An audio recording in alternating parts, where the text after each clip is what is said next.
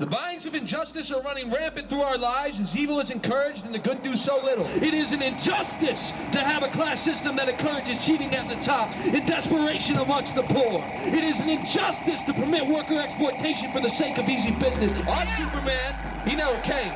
And we often accept this defeat, but we can afford to do so no longer. We must take upon our shoulders the burden of peace. Worker makes $17,000 a year, so a lot of them are on food stamps to compensate.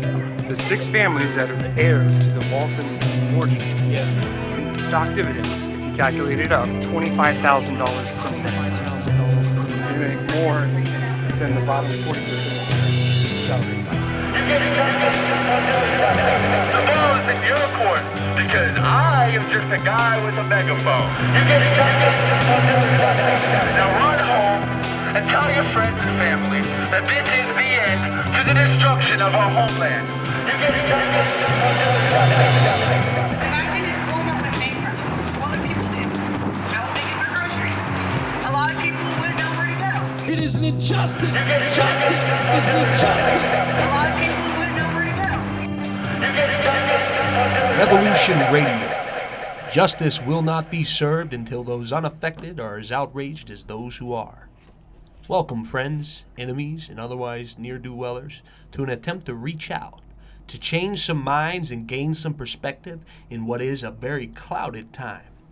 We're hoping to be your lighthouse, a beacon of hope in this darkness. My name is Lucas Lavelle, alongside Miss Ideas, Mr. Ryan Burdell, and Mr. Mouse. Hello. Hi. Hey. Yeah, we're in a room together. Thanks for the introduction, Lucas. Tonight we're going to be talking about a number of things. Each of our panelists is giving their views on issues and entertain debate. Phone calls are encouraged. So that being said, let's get right down to why we are doing this. This is a podcast created by nobodies for nobodies, a voice for the voiceless, and an attempt at bringing entertainment to the revolution. A revolutionary.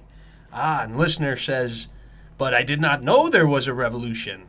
I have not seen this. I did not know. But yet it does exist. It is here. It is at our doorsteps, and we must begin to ask, what kind of revolution is brewing?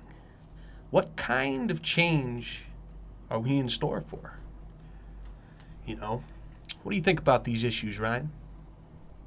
I think that a lot of just put me right on the spot. Yes, I did. I just called you out. You can't see the signs of Lucas's smile right now. It's huge. It looks like a beaver that's just caught Yes. a trout. It's I think a lot of just looking back at what the deficit was and what it is now, and whether or not that's a problem for America, is something that there's a particular viewpoint that doesn't get looked at a lot. And that's because we have a central bank, we print our own money. Essentially, we can repay all of our debts today, as they are, by printing, I'm not going to get that figure right, $1.6 trillion dollars, hypothetically. And as long as we have that capacity to print our own money, the only thing that we face is inflation. Mm-hmm. And you need to question whether or not, is inflation just bad altogether, or is it hyperinflation that's bad? And what would you describe inflation as? Yeah, that's a really good question, because a lot of people don't know what inflation Absolutely. actually is. Anytime you have an object, if you have one of the object, it's much more valuable if you have 4 of the object, right? Does that make sense? Yes. Yeah. So when we have a certain amount of dollars in circulation, and then we print more, that devalues the dollars that are already in circulation. There's more dollars out there, and hypothetically, this happens. This so occurs. it's worth less, yes, because Right. more exist. But what it really affects, when we're talking, when people like decry inflation going up, if we start printing money to pay down the deficit, they're worried that their bonds and other treasury securities that they've purchased will devalue when this money's printed. So that's what they're really worried about.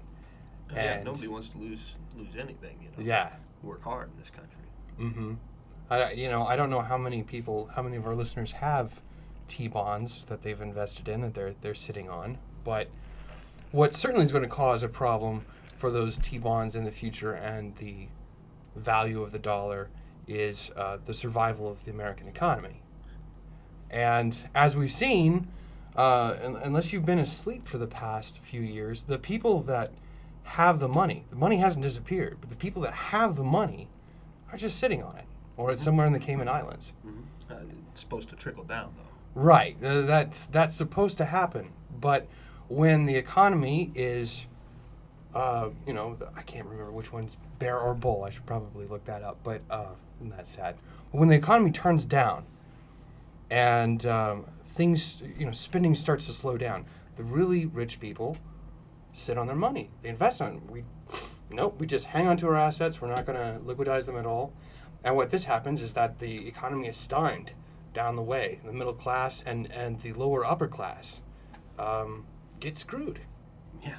And then that also causes the economy to contract even further. It's sort of a multiplying effect, an exponential rich guy paranoia. Absolutely. Did you know since the year 2008, because I guess it's like 96 or 98% of all new income in the United States has went to the 1% rather than the 99%. So literally, the 99% of everyone in the U.S. since 2008 has been sharing a very small percentage of all the new income in the United States since 2008. Yes. That's pretty intense, actually. That's our productivity's been up too. It's been a crazy period of time that we've been running into. Oh, looks like we got our first caller of the evening.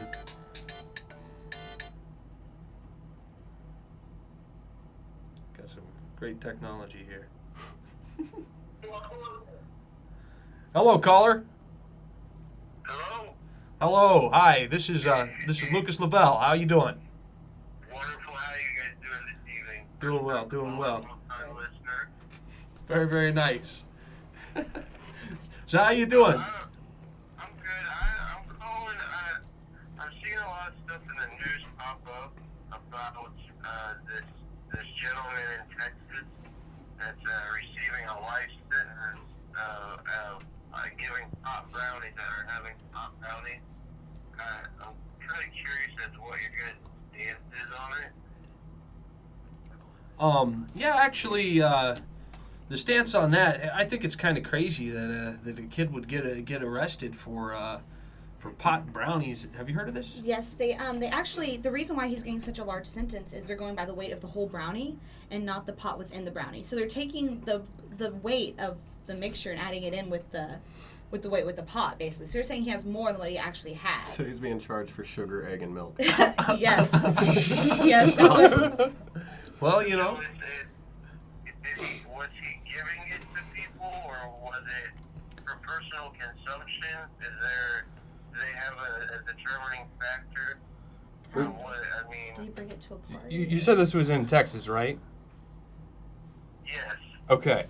I pulled it up on the Googles. The Google machine. The Google machine. Googles. It's working today.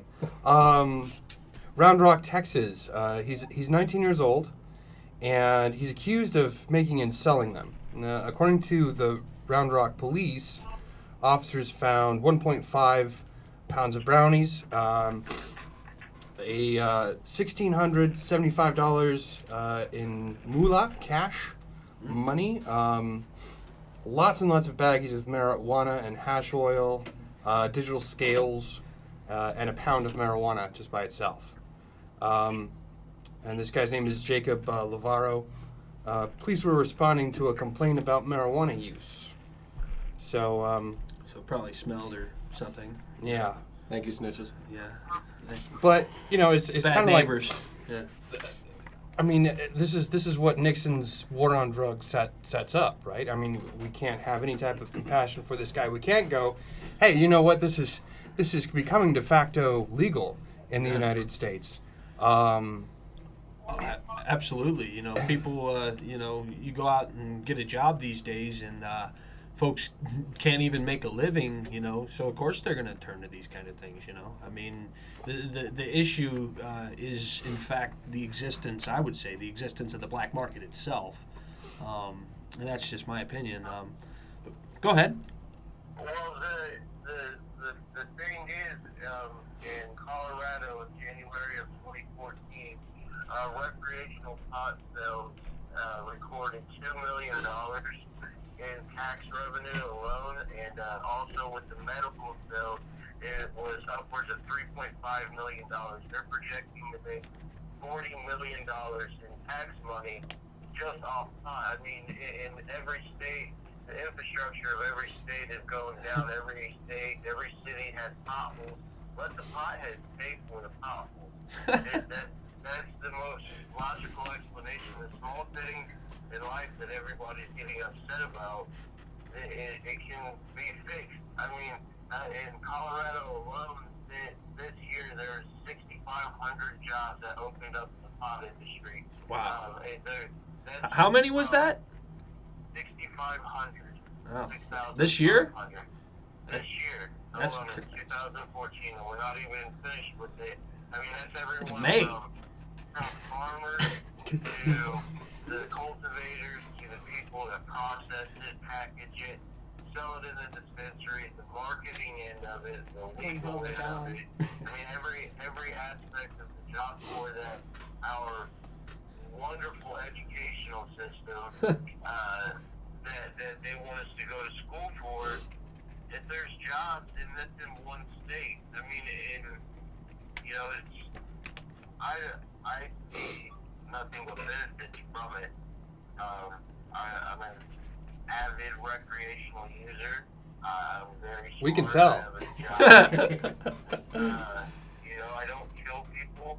I don't rape people, and I have seen what the benefits from it can do. Also, in a medical standpoint, the people going away from modern medicine has increased by 7.5% this year alone, and more people are turning to using weed as medicine, and they're getting themselves out of debt and poverty because of the sheer cost effectiveness of it. Yeah, I'm sure Big Pharma's pretty pissed about that one. Oh yes, the cannabis oil. Yes. Uh-huh. They don't like competition. Right. That's very. Those are some very, very interesting points that you bring up, caller. Do you guys see any logical way that our people as a whole can push to get to legalization? Are we beating a dead horse? In my state, it's very, very conservative. The same people have been in office for generations, the families that with the same mindset. Where I live, the little guy has no word, but the majority of us little guys believe that it's the right way to go. Especially with, and I know in the state that I live in, the murder rate is through the roof. Every day I turn the news on before I go to work, and there's at least 3 people that have been shot.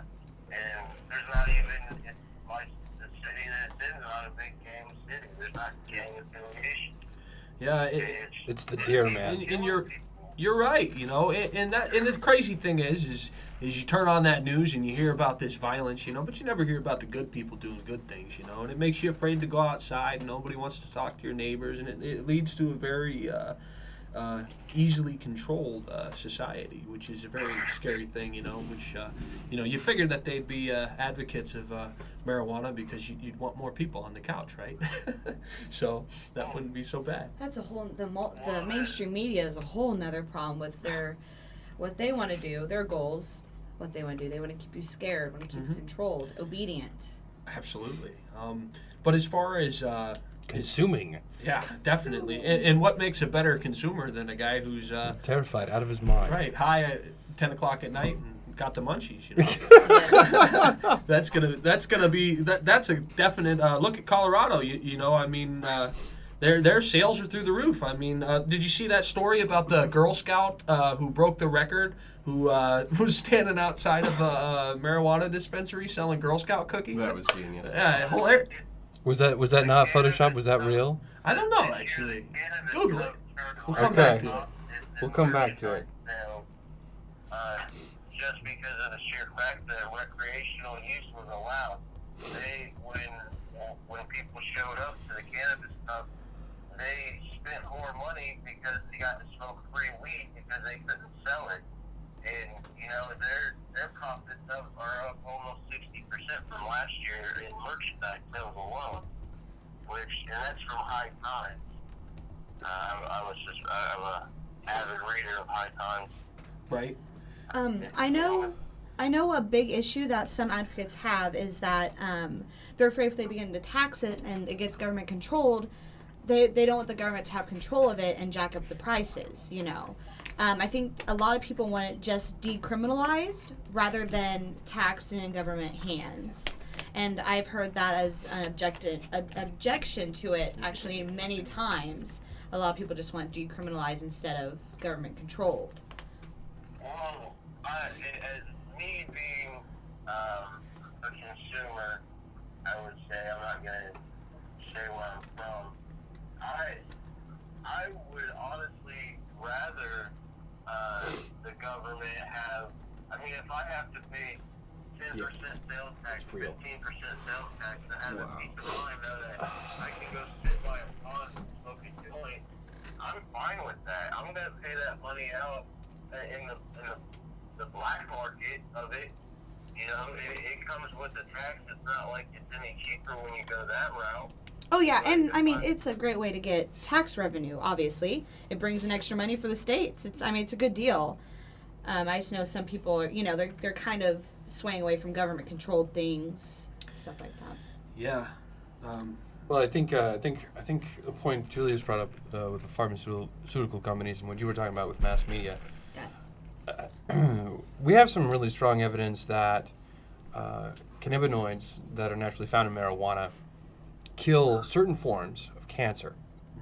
Mm-hmm. There are certain forms of cancer that, ironically, grow in response to tetrahydrocannabinol, for instance. Mm-hmm. But this has to do with these two receptors that... What was that word? Tetrahydrocannabinol. Like THC. Yeah. THC. Like it. Yes, I like it. And, yeah, our caller sounds happy. Awesome. The other cannabinoids that are found in marijuana don't interact with CB1 and CB2, specifically cannabidiol. And cannabidiol, along with the other cannabinoids, kill all forms of cancer, even the ones that would normally, in the presence of another cannabinoid, grow. So marijuana naturally has these components in there. A French company called European company, I'll say that, is starting to sell something called Sativex in the Canadian market. And I'll let you look up the name of the company because I know I'm going to get it wrong. Yes, yeah, we'll check that out. But it's basically THC on one side and cannabidiol on the other, and it's a spray designed to be effective for MS patients who are suffering from tremors and such from the neural degradation. Their immune systems cause their nerve cells to expand to the point where they eventually explode. So the substance Sativex causes that swelling to go down in addition to its anti-cancerous effects. So, That's awesome. yeah. Yes.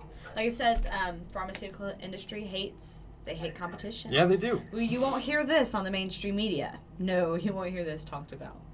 This is everything I'm talking about was a basis for a paper that I wrote for college that you can go on Google Scholar and find these research documents done by scientists. You can read their procedure. You can see that it's scientifically verified.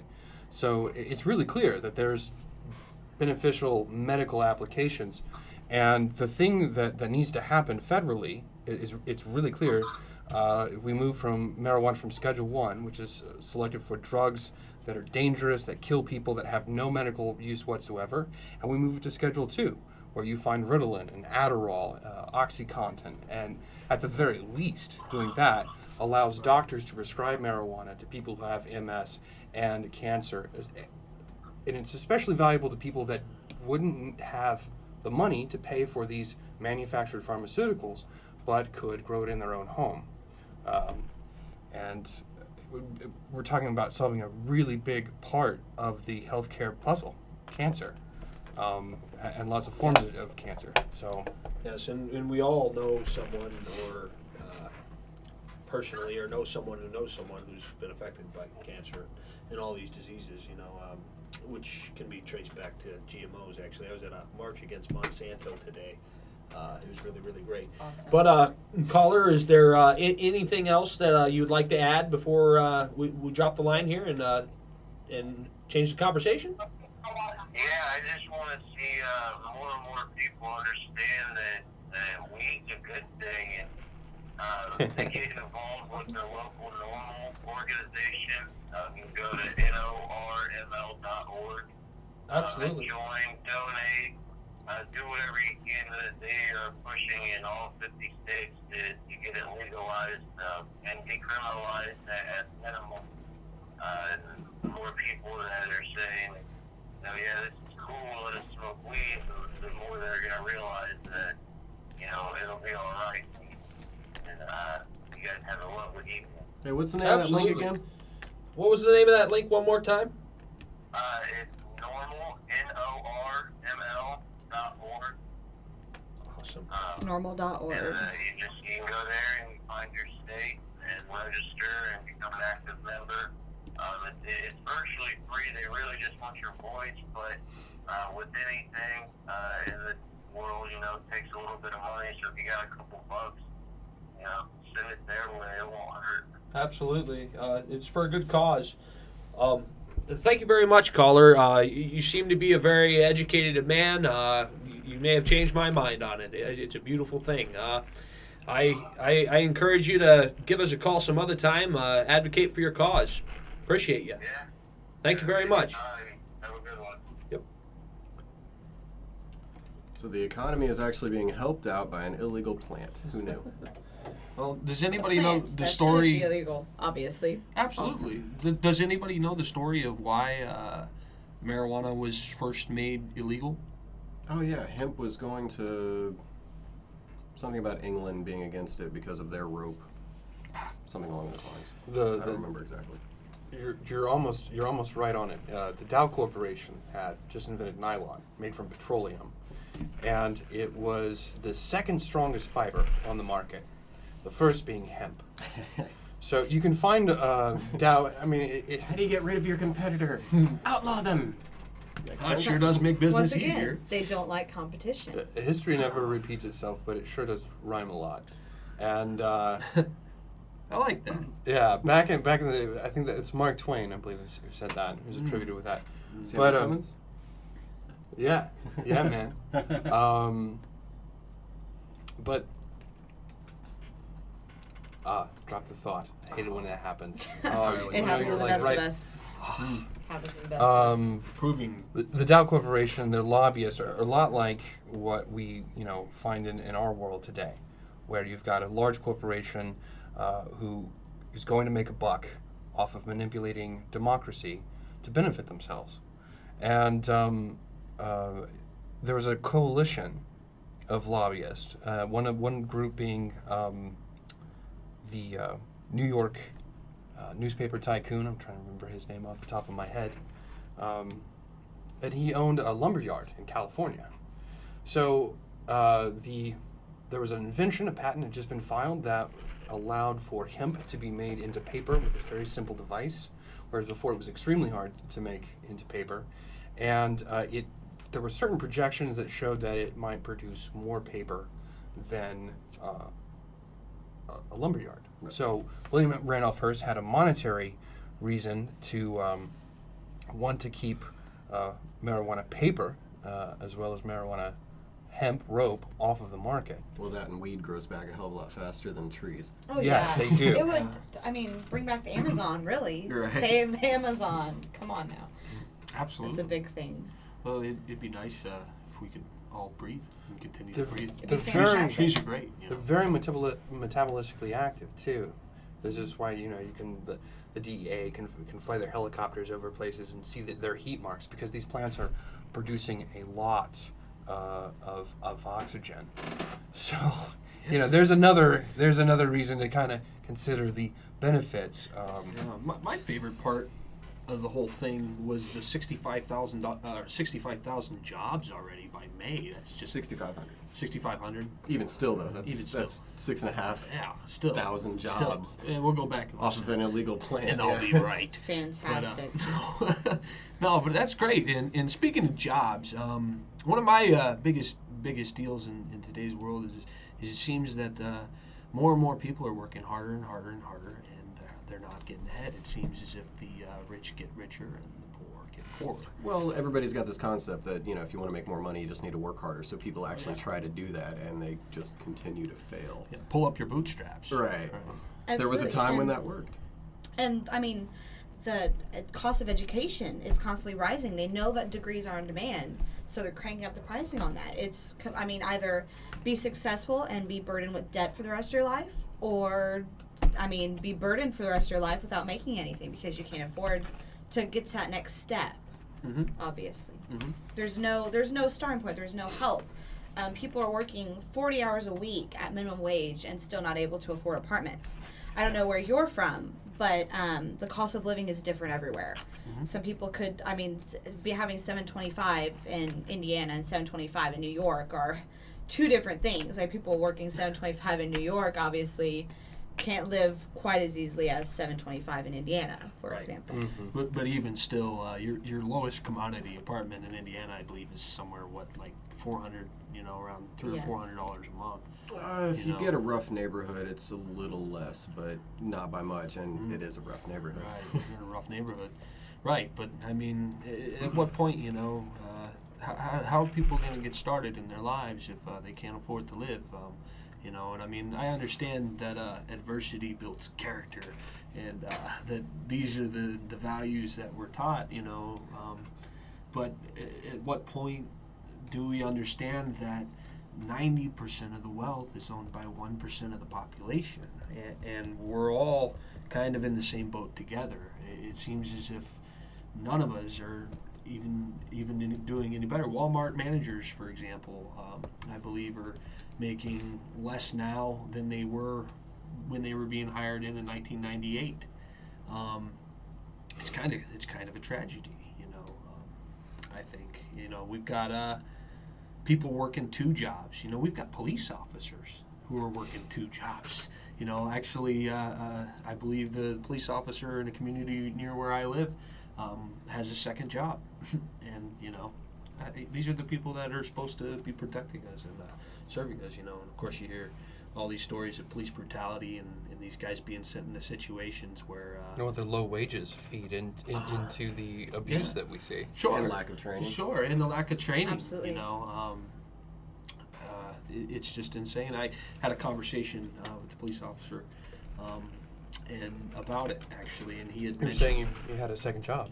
Yeah, well, he had a second job, and he was mentioning... you just gave me one of your brain farts by saying that. I'm sorry. To me, that's okay. Just no, gonna pass around the table. But no, he was saying that it was just amazing how the lack of training that these officers are getting to deal with our mentally ill, because you hear these stories of where a man was held down and shot because they didn't have time and they didn't know how to deal with him, and it's a scary situation sometimes. I couldn't imagine myself being put in one. In a situation where I gotta go run in and be the hero. Actually, I kind of want that situation. I just don't like the idea of a gun because a bullet even stops me, So but they all exist, so I better go get me one, right? Have you guys heard of the police action by Albuquerque, New Mexico police officers that were caught on camera? And the schizophrenic guy with a a knife. There were some riots out there. Oh yeah, the Albuquerque, New Mexico. After they this was right around April 1st. It was like, they actually had 3 people shot, 3 innocent people, unarmed people shot in during that week. 2 weeks. Yes, so that's when the riots ensued.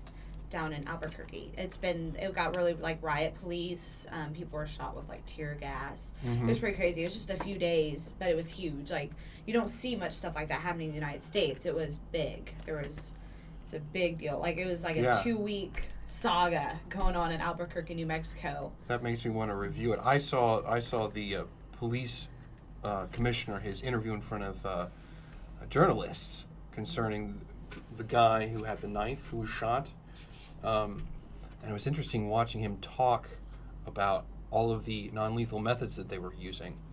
And then he doesn't mention that they used those methods for approximately 4 seconds of the video that you're watching before they start to use lethal force. And it confused the journalists. Not only myself, but it confused the journalists, and they actually went back and talked about it. And so upon review, you see that, the flashbang goes off. This guy's still holding on the knife. The dog is approaching the guy, and because the handler behind him and the dog are approaching the guy with the knife, there's an imminent threat to the police officer's life. That's the moment they can use lethal force by law. And that's when you see bullets that are not rubber bullets, as the police commissioner sort of intimated, almost, but real bullets, and bam, bam, he's down. Excuses for it, He's protecting his own. Society is sick, Society's sick. Everyone's hurting. Everyone's struggling. Every single one of us. We're all Americans. And it seems to lead to an imbalance not only in financial, but also in force. Everyone's stressed. That's everyone's a knife desperate. It's versus sick. A machine gun, yeah. Like, I believe that if everyone had a fine chance, if not everyone was struggling, it would heal our society. Absolutely. Really, when you give back to the community and you give back to the working class, the working people, society flourishes. It could heal us. It's sick. It's a sick society. We need to fix it. And a rising tide lifts all boats. If they would raise the minimum wage, more people would have more spending money to buy more goods, and we would all make more money. It would be a good thing.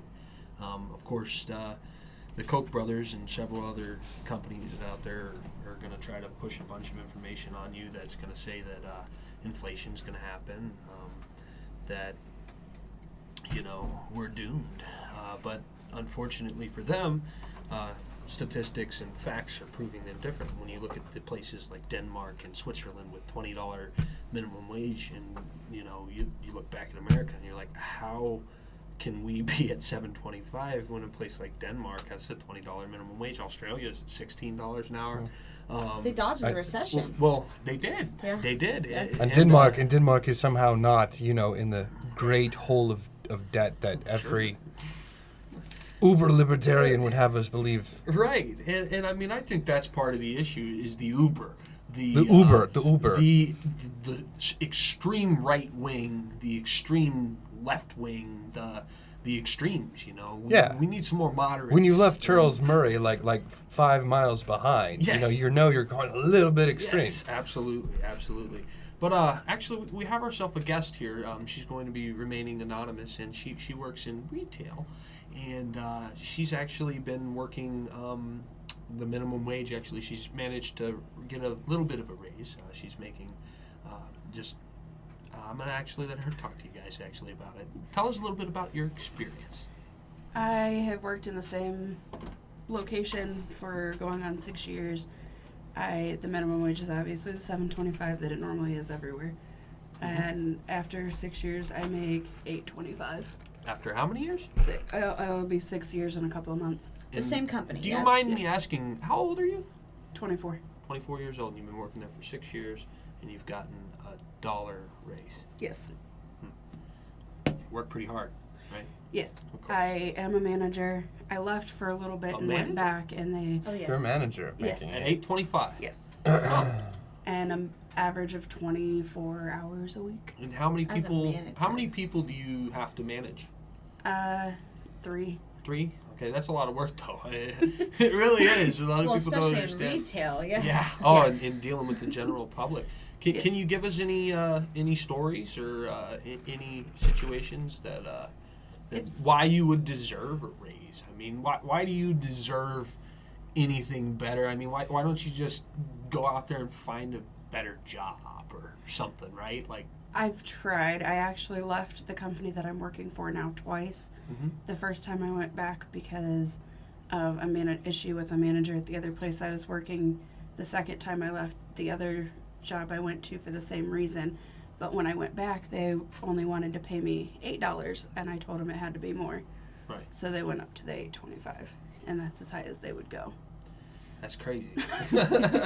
I just don't understand the cruelty of employing somebody and having somebody work for you for 6 years, and to make them a manager, to have a vested interest in your company, and to still be sort of bastardized and pulled. It's just amazing. You're a manager and you only make $8.25 an hour. I don't think people understand that. My store manager has actually told me that I do a better job than my assistant manager in knowing the ins and outs with the paperwork and dealing with customers and all of that, but it's too much paperwork for them to demote him and promote me. and just to reiterate, you've gone out and tried to find a better job because, yes.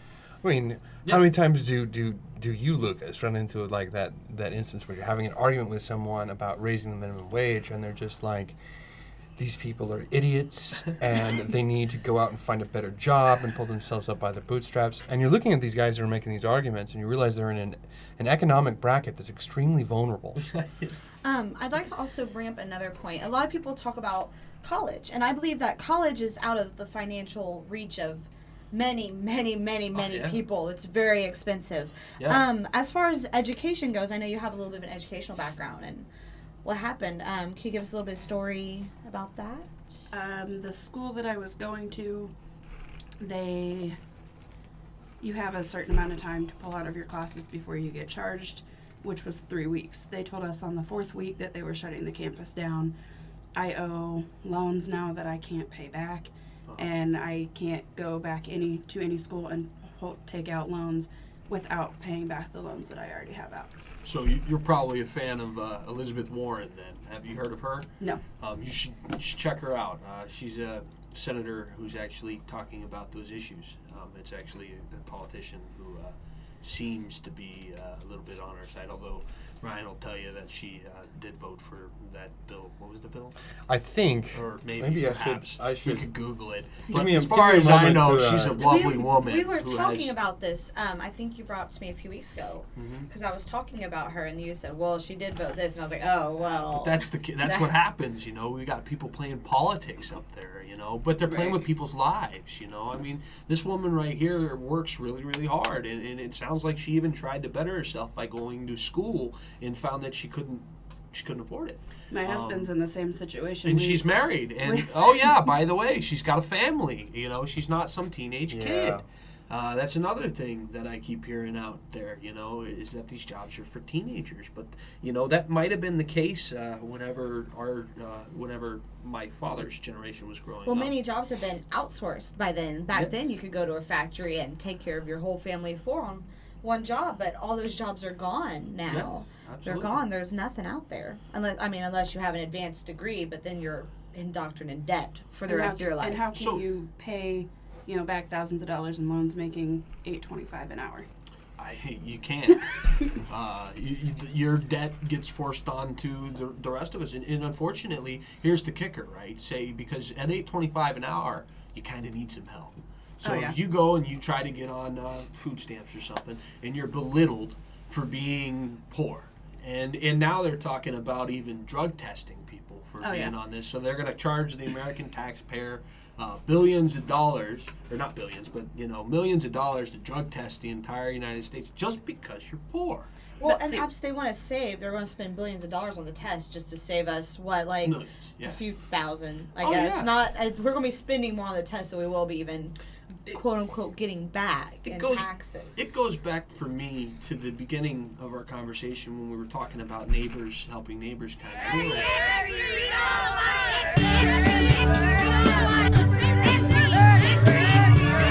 it all about?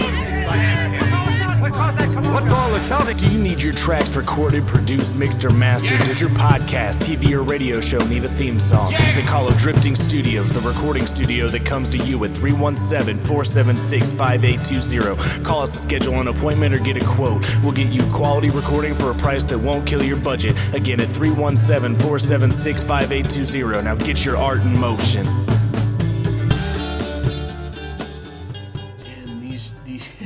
It's crazy because they want you to believe that all these people are out there being fraudsters, that all these people are out there are just bad and scary. But it's not so much the case, you know. I mean, homeless men in our country are often, as weird as it is, local attractions for people, I guess, if you want to label them as such. I mean, people know them and they talk to them on a day-to-day basis, and they become part of people's lives in the city sometimes, you know. I mean, and sometimes people just walk by, you know. There's a great video on YouTube where it says the poor, and is this guy sitting on the street and he's just walking around with a sign that says the poor, and all the people just are riled up, and they run up to him and they say, "Why are you doing this? I can't believe you would wear that sign." You know, this guy comes up and says, "I've been homeless for 2 years," you know, and they're screaming, they're yelling at him, and then, you know, he goes back out there with the sign that says "Help the Poor," and he's jingling a cup, and people just walk by and nobody Exactly.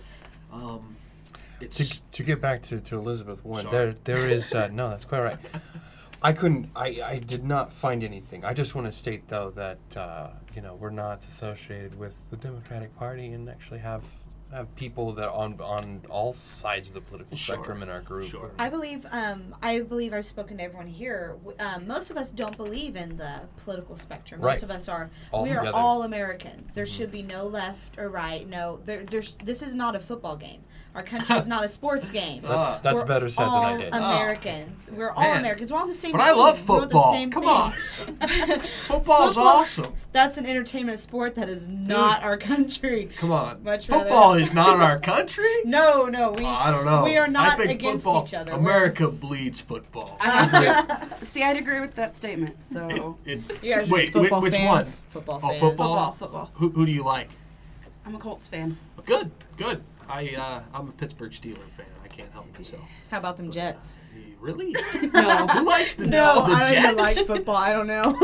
She's like, can we talk about America, please? Going like back America. to the government assistance. Yes. thing, Back to the government assistance. I have yes. actually looked into getting food stamps to help me and my husband are buying a house. Looked into trying to get some kind of insurance or food stamps, and he works in a fast food restaurant. Has worked there for 3 years, makes a penny less than I do, and we make too much money to get government assistance. That's Isn't rough. that ridiculous? But what's crazy is if, however, that doesn't make a lot of sense, because you hear these things like where the fast food industry alone is costing the taxpayers $7 billion in government assistance, because those people are on stamps. But I guess it's just the one income, but the two incomes probably changes. You have to keep in mind that there's been a exerted political effort. I don't think it's necessary to name which party it's been dominant in, but there's been, you know, people who have been elected officials for a long time, over the past 30, 40 years or so, have been scaling back benefits, utilizing inflation to lower people's wages, and that's why we have this ridiculous system where you're working poor, but you don't get the government assistance that's designed for the working poor. I hate it. And when I was in school, they told me that being a student, you have to work a minimum of 20 hours to get help. And then when I wasn't a student and making over 20 hours, I couldn't get help. It's just a ridiculous circus. Right. And the kicker is, you know, you quit your jobs tomorrow, and you can get all the help in the world. You can get all the help in the world. And how do you really blame a guy or a girl who has a family, who's got kids at home, who needs to feed them, and he doesn't have the education or the skills or the confidence even, rather, and confidence is a big deal, maybe his mom and dad didn't teach him some of the same things that some of our listeners may know. But we're talking about people here, and I lost my point. It was almost beautiful, folks. It was. I could see it. I could see it flowering. But see, another thing. My sister, she's married, has 2 kids, and she's stay-at-home mom. Her husband works. They make $20 too much to get food stamps, and they have a 4-year-old and a 2-year-old. Right. Oh, that's my point. Is how do you blame that guy with his family, with his kids at home, for collecting food stamps and welfare, and whenever he can make $450 a week on a welfare check and get some food stamps and feed himself and have a decent living, or he could go work for McDonald's and make $280 take-home pay? You know, how do you really blame a person for feeding his family? And it's sad. It's hard because, you know, the taxpayer pays for these things, you know, and you shouldn't have to. But what kind of a society do we live in? You know, people ask, is it wrong to be rich? I get this a lot. Am I offended by people because they're successful? The answer is no. As a taxpayer, we are literally footing the bill so these CEOs can be rich. They're not paying their workers anything, so we are the taxpayers take care of. With the corporate subsidies and such? Yes, yeah. And the tax burden being shifted to the middle class. We're paying for the workers to eat, you know, through tax dollars because of the welfare and food. That's tax dollars that taxpayers are footing the bill. So these CEOs don't have to pay their workers because the taxpayers will take care of it. We're literally paying for them to have a company for them to be rich. But people ask, are you offended by them being successful? No, I'm just tired of helping them have a business. You know, if you own a business, one of your responsibilities is taking care of your workers. When you invest in your workers, your company flourishes. Obviously, the company is flourishing. That's because taxpayers are footing the bill for their workers to actually be able to live. You know, we're paying for their living. I believe it was FDR that said the best consumer of the American economy is the well-paid worker. I think conservatives are angered too just by the idea of oil subsidies. Yes. Right. But I mean, it's not even minimum wage problems, like just that. Like my company, for instance, you have no chance for a raise unless you are management. When you're management, you only get once a year, and it bases itself on so many different things. Right. Where I wasn't eligible for it this time around, but my store manager and my assistant manager were both eligible. And they got like 50-cent raises. My manager's been with the company for 13 or 14 years. She's still sitting in a store management position. She's on salary, but when you average it out, she makes maybe $12 to $13 an hour. And she has a daughter in college. Like, there's so many different things that are messed up with the way that different companies do things that doesn't just sit back on the pay in certain little aspects. If you're a part-timer in my company for 5 years, you sit at minimum wage. Yeah. And I mean, it goes back to the that pull up your bootstraps thing. But I got a question for the listener. Do you really believe that every single person that you've ever met is management material? Because they're all the same value. There are definitely some differences between all of us, and we can admit that. And you know, while we all have the same potential to be great, some of us haven't realized that potential, and some of us need just a job that we can do and work with our hands and be good. You know, I'd say that the average American, and also realize that 100% of people who use stats to tell facts will die at some point in time in their life. This is true. Absolutely. Yeah. I 100% agree. 100%. Absolutely. Stats kill. Stats kill. So does breathing. Yes, but I die mean, eventually. Some point in time, you know, these human needs need to come before these corporate greeds, in my opinion. And I mean, I'm all for people making money. Don't get me wrong. I'm all for people participating in a capitalism, if you will, a conscious capitalism, which is a beautiful thing. And I'd really, really, really, really love to see that evolve in a way that is both beautiful and exciting. I think it's so exciting. to be in this time because so much is so messed up. It gives us such an opportunity to shine, which is a weird way of looking at things, right? But where there is despair, I would say there is also hope. And that's kind of why we're doing what we're doing here. Right. Maryland has raised the minimum wage to $10.10.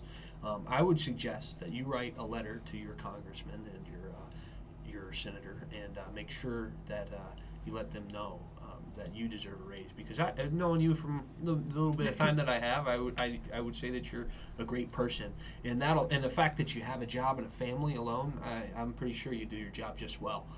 Just fine enough, and you deserve a raise. And the worst part about it is that I've actually written probably about 4 or 5 emails to the head of my company, and they state, you send emails to these certain people, you'll get stuff back, we'll answer you, we'll talk to you.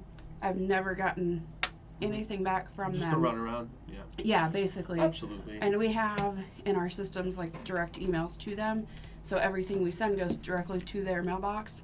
Yes. And I've not gotten a single thing back, and every email I've written is asking about why they do the wages the way that they do, why you have to be management to be eligible for raises, and they wonder why the turnover rate for part-time is so high. Absolutely. Do you feel replaceable? Yes. Oh, yeah. Oh, yeah. And is that conducive to a productive worker? Honestly, like all the time? Honestly, no. Right. I do the best job that I can for them because I am trying to move higher up in the company because it's what I know. I enjoy my job. I don't enjoy what I make though. Sure. And it makes it to where there's there's go the extra mile. Right. When I'm there for 2 hours and I'm making $16 for those 2 hours, it doesn't seem worth it. See, I know how I feel from experience is that when I feel valued at a job, I tend to work harder. When I feel like I'm a part of the team or I'm contributing to the company or they need me there, I'll put my energy into it. When you feel valued, you'll work harder. Like I said, when you invest in the worker, your business will flourish. And absolutely. When the last time that I came back, they had actually asked me to come back, and I did feel valued at that point, but then the fact of that they were only the highest they were going to offer me was $1 over minimum wage. Yeah, that's a chop to the throat. Well, the minimum wage basically says, I would pay you less, but I legally can't, is what the minimum wage says to me. And when they don't want to give anybody over... And how does it make you feel to know that there are congressmen that are asking to abolish the minimum wage, and that the minimum wage was brought up in Congress? They took a vote on it, and it was voted down by our congressman. And now it's basically going to have to go state by state, as far as I know, unless they can get it to another vote. But another interesting fact, I believe that Obama is the only president that has not been able to get a raise.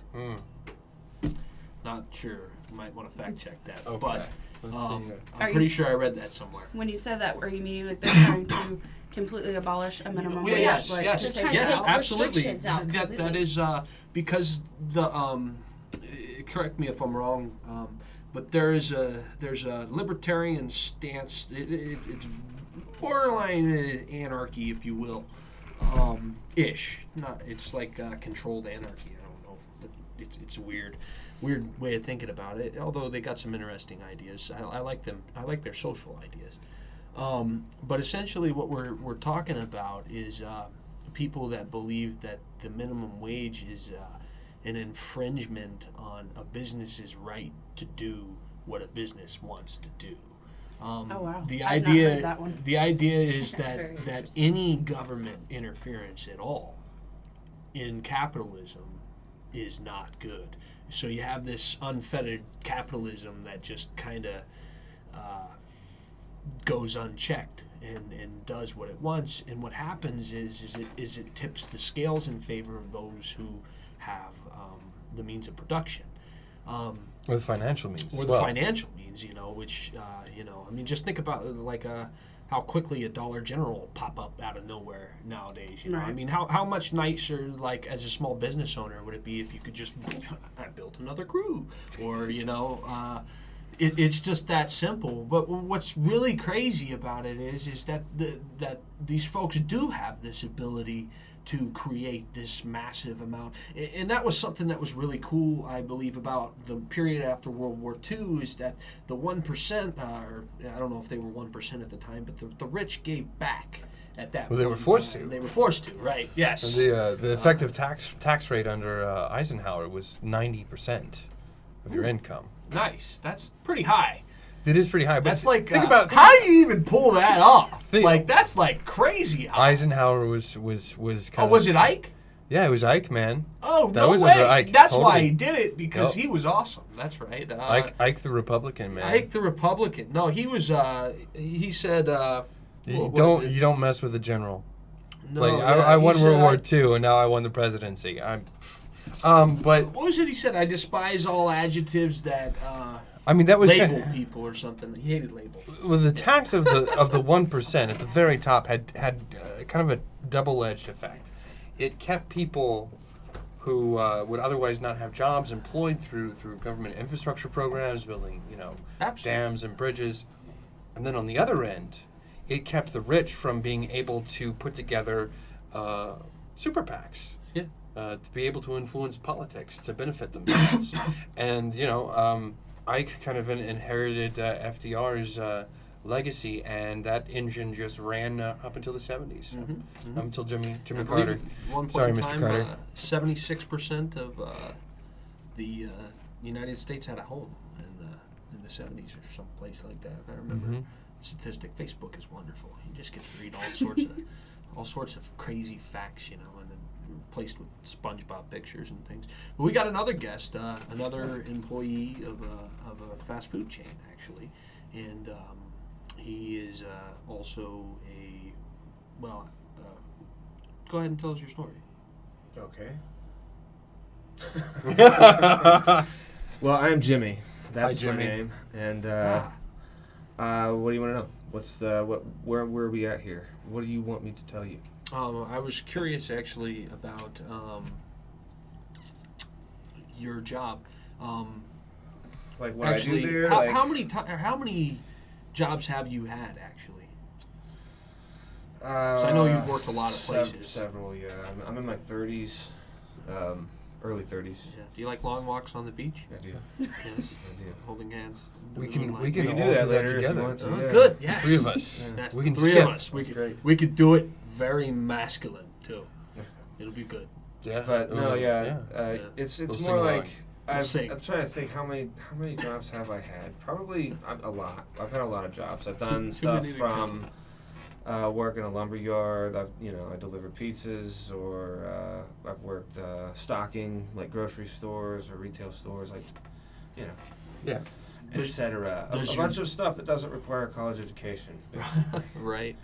Does your job make you, would you say, or are you more of a... No, I don't. I would say that my job is not me. It's what I do to make money. To buy the things I want to buy. Sure. Well, they say that some people work to live and some people live to work, Sure. And that's an interesting thing because I believe that most people work a job so that they can live a life and that they can go home and just exist. Yeah, that's where I'm at. And achieve the American dream. I mean, exactly. Like, what would you do? What would be your dream What's job? your American dream? Yeah.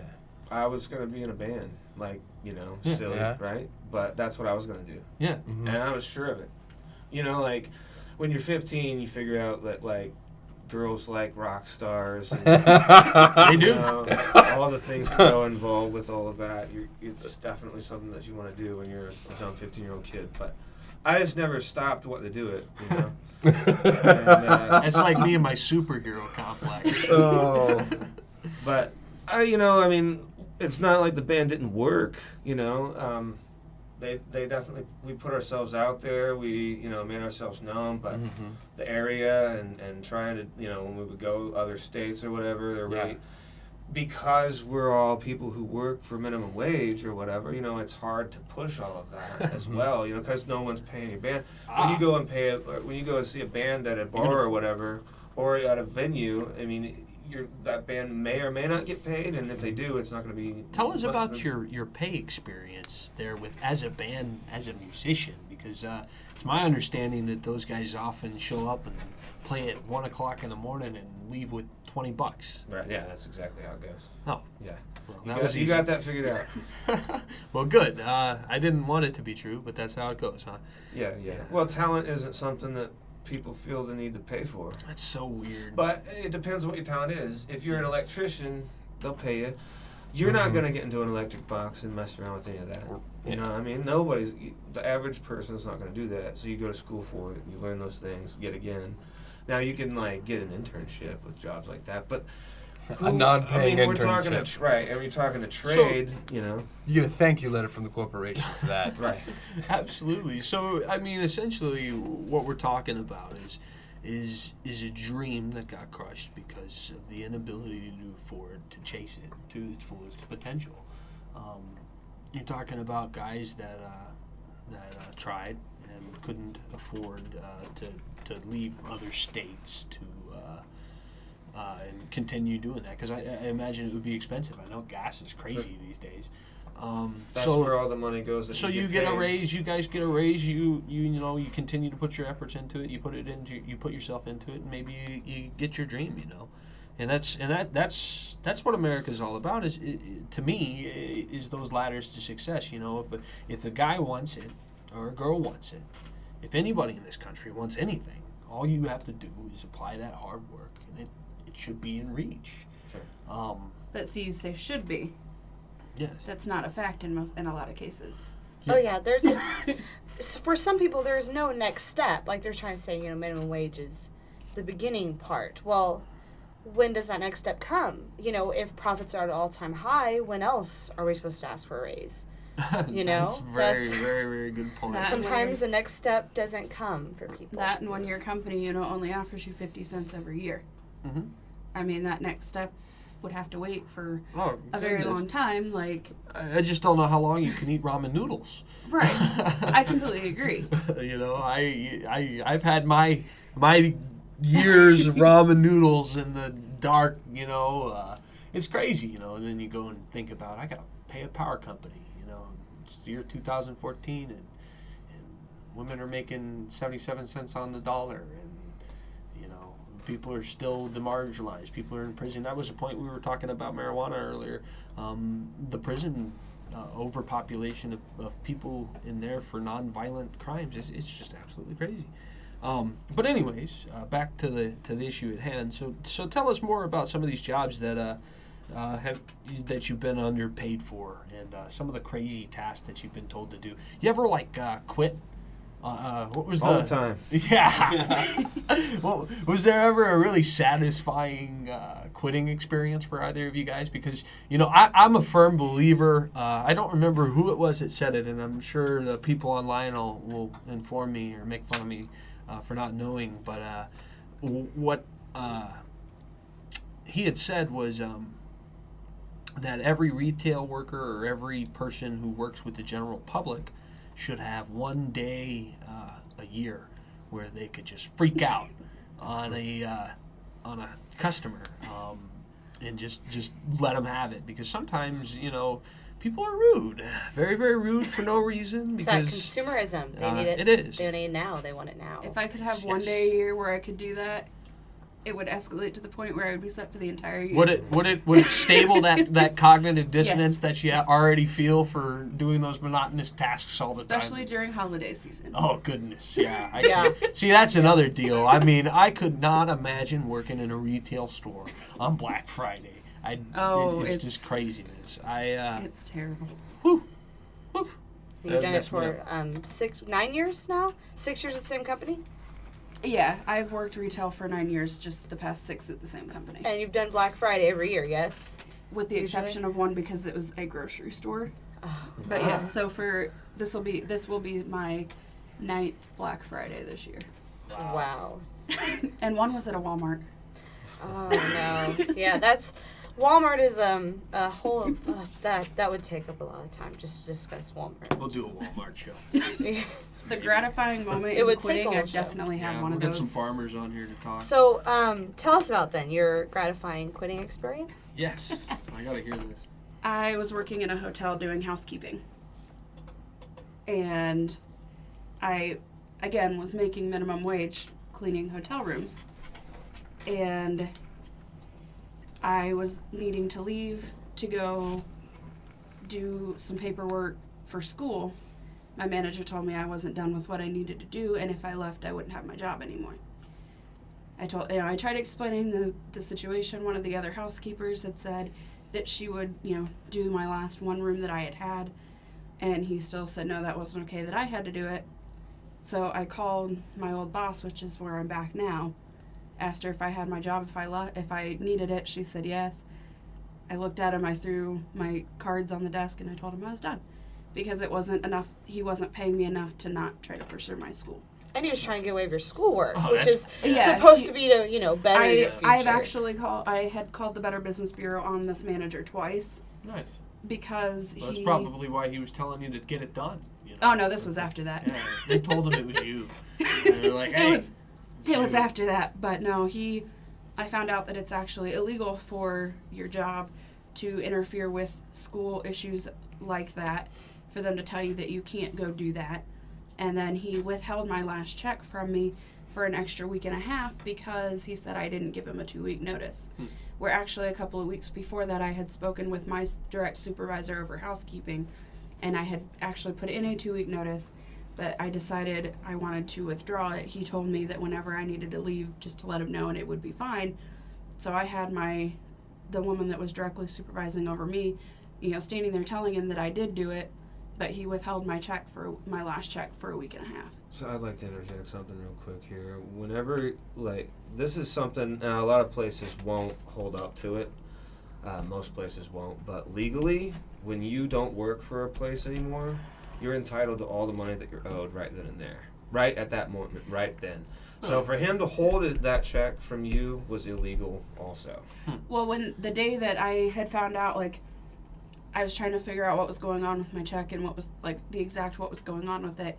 And when I asked him why, because he said that I needed to give him something in writing I had my checks being direct deposited at first while me and my ex had split up and his name was on my bank account.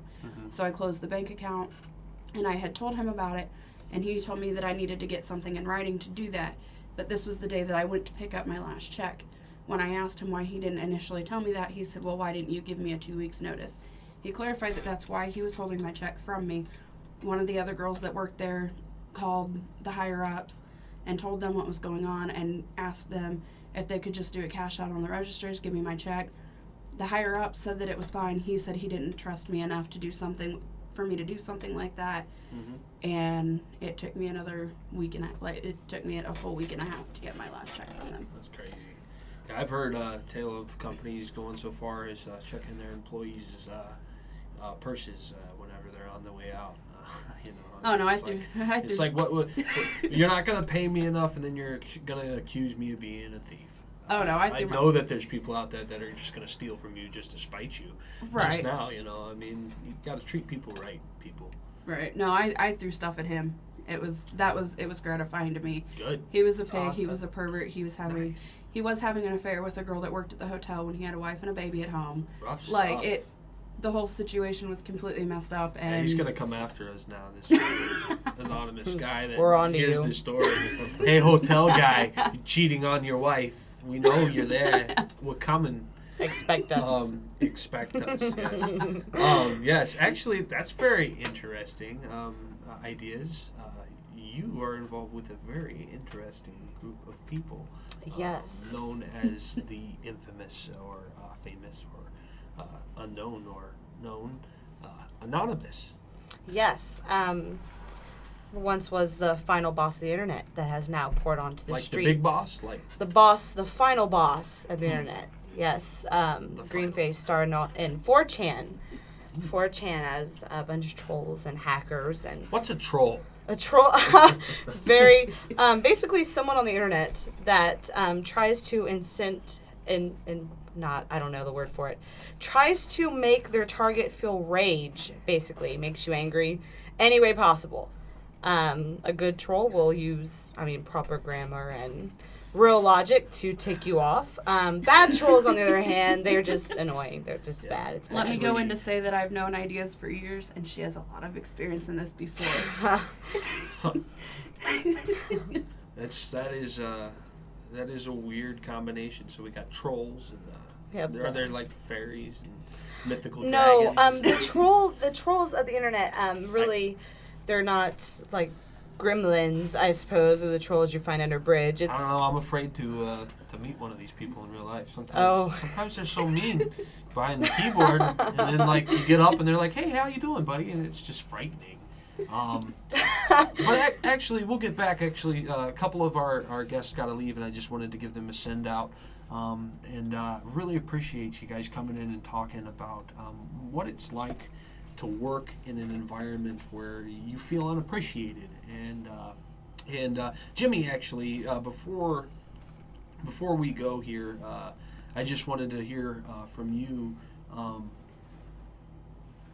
What are your plans for the future, actually, guys? Both of you, just real quick. What are you going to be doing? What do you think that you can do to improve your situation?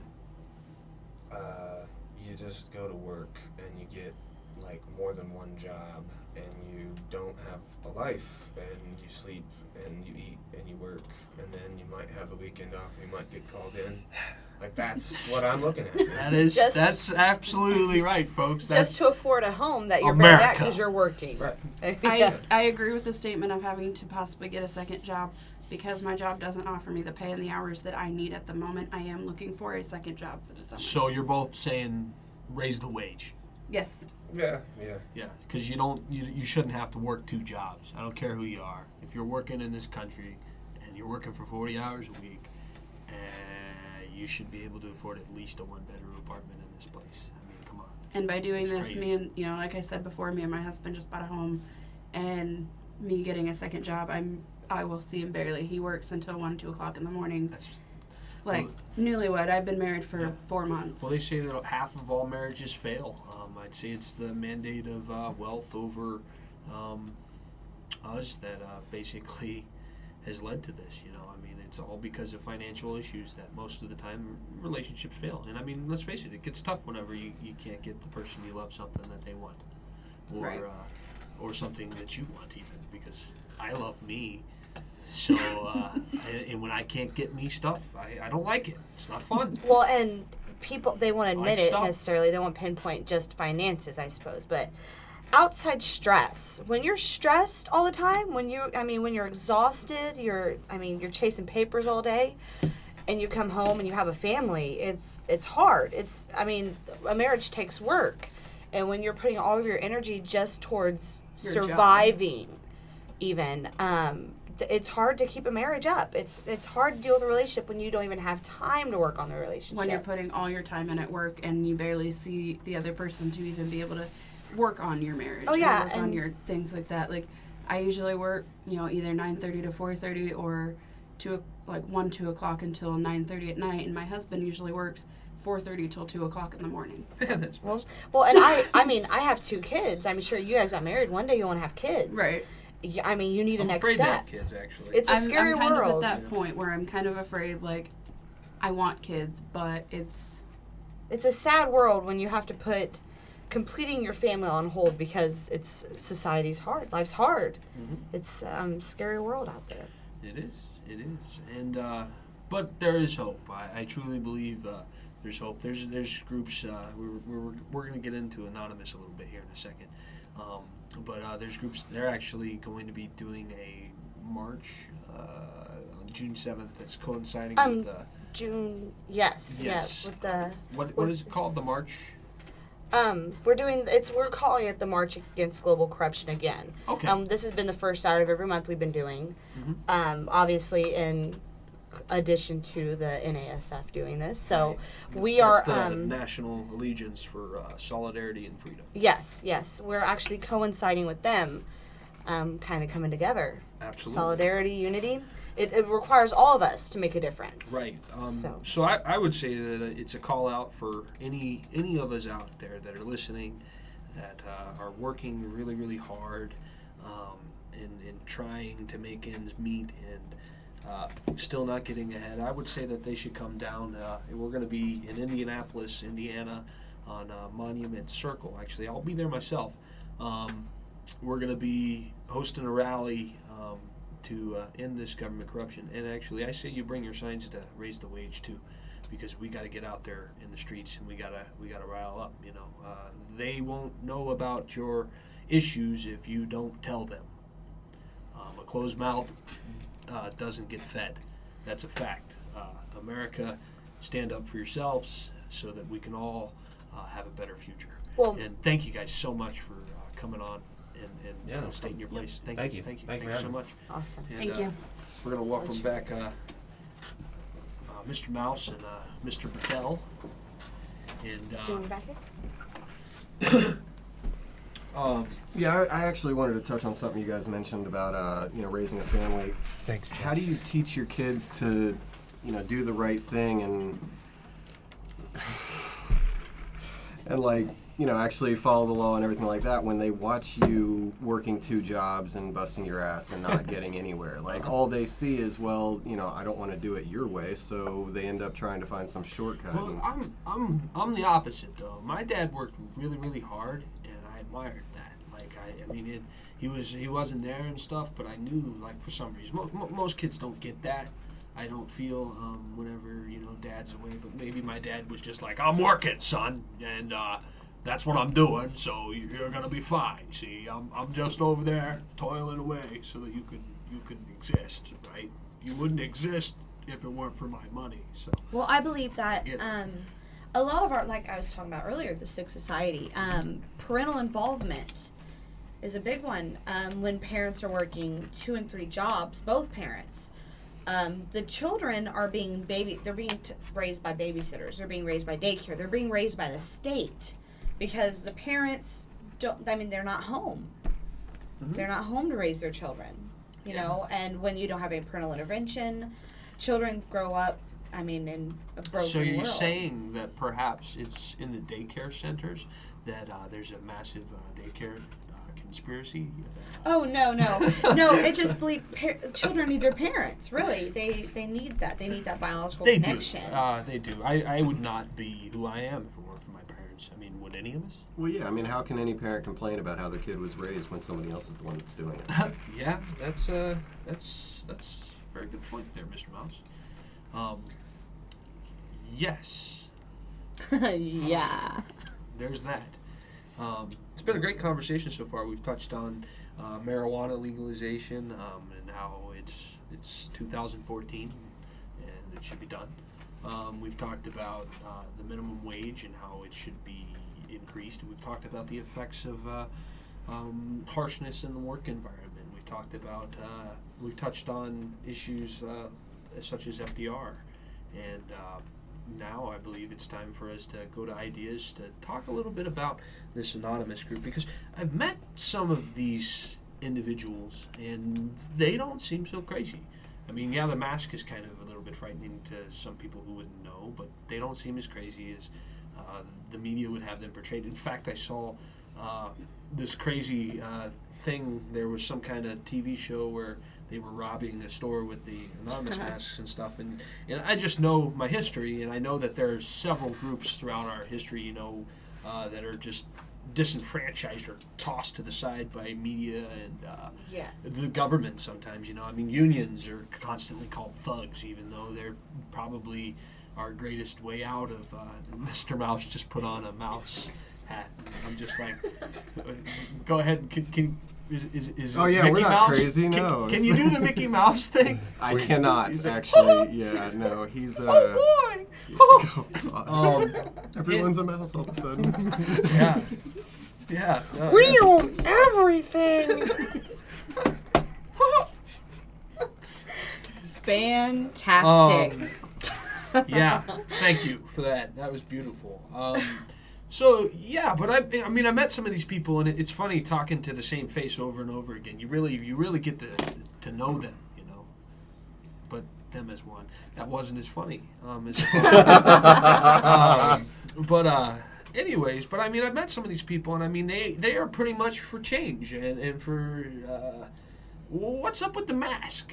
Though? I mean, why is it? I mean, is it like, am I afraid, to show my face because I'm nefarious, or is it I just like to wear a mask? For some people, it is hiding their identity. Sure. Some people, you never know who it can be. Teachers, police officers. Some people are afraid of legitimately losing their jobs for doing the protest, which is another reason. Yes. Why? Another reason, as I share this, obviously, I'm out on the streets. I take my mask off. I don't care who knows who I am, really. It's more of a symbol. It's a symbol of solidarity, of anonymity. Basically, I can be anyone. It does not matter who I am, is why we wear the mask. It matters what I stand for, what we're all here for. That's why I wear the mask. It's just a symbol of, it shouldn't matter who I am. It shouldn't matter. It's what I stand for. Also, I'm going to go to Mr. Mouse here, who is also, he associates with the collective as well. Yeah, when I wear the mask, it's more of a uniform. I pretty much never cover my face with it. It's almost always on top of my head or on the back of my head.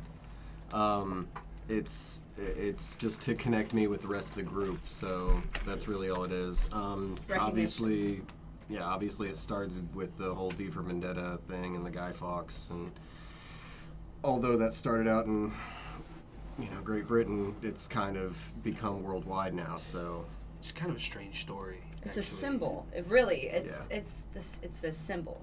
We've poured. I mean, we started on the internet, obviously. Yeah. It's a bunch of internet dwellers, hacktivists spilled out onto the streets. Our last bastion of hope. In 2003, on the image board 4chan. Yes, 4chan. That is where it all started, with the green face, final boss of the internet. According to the Wikipedia article, which, that. I wrote all of those. It was me. So, we use only primary I'm sources. responsible for all of those C's. One of the first big movements of Anonymous when we poured out into the streets was against the Church of Scientology, I believe. Started around the UK. I think you're right, yeah. Europe, yes. That was pretty much the first wave of Anonymous coming out of the internet and onto the streets, and obviously used the mask. It went from green face to the Guy Fawkes mask after V for Vendetta. You were referring to 2008's Project Chanology, series of protests, pranks, and hacks targeting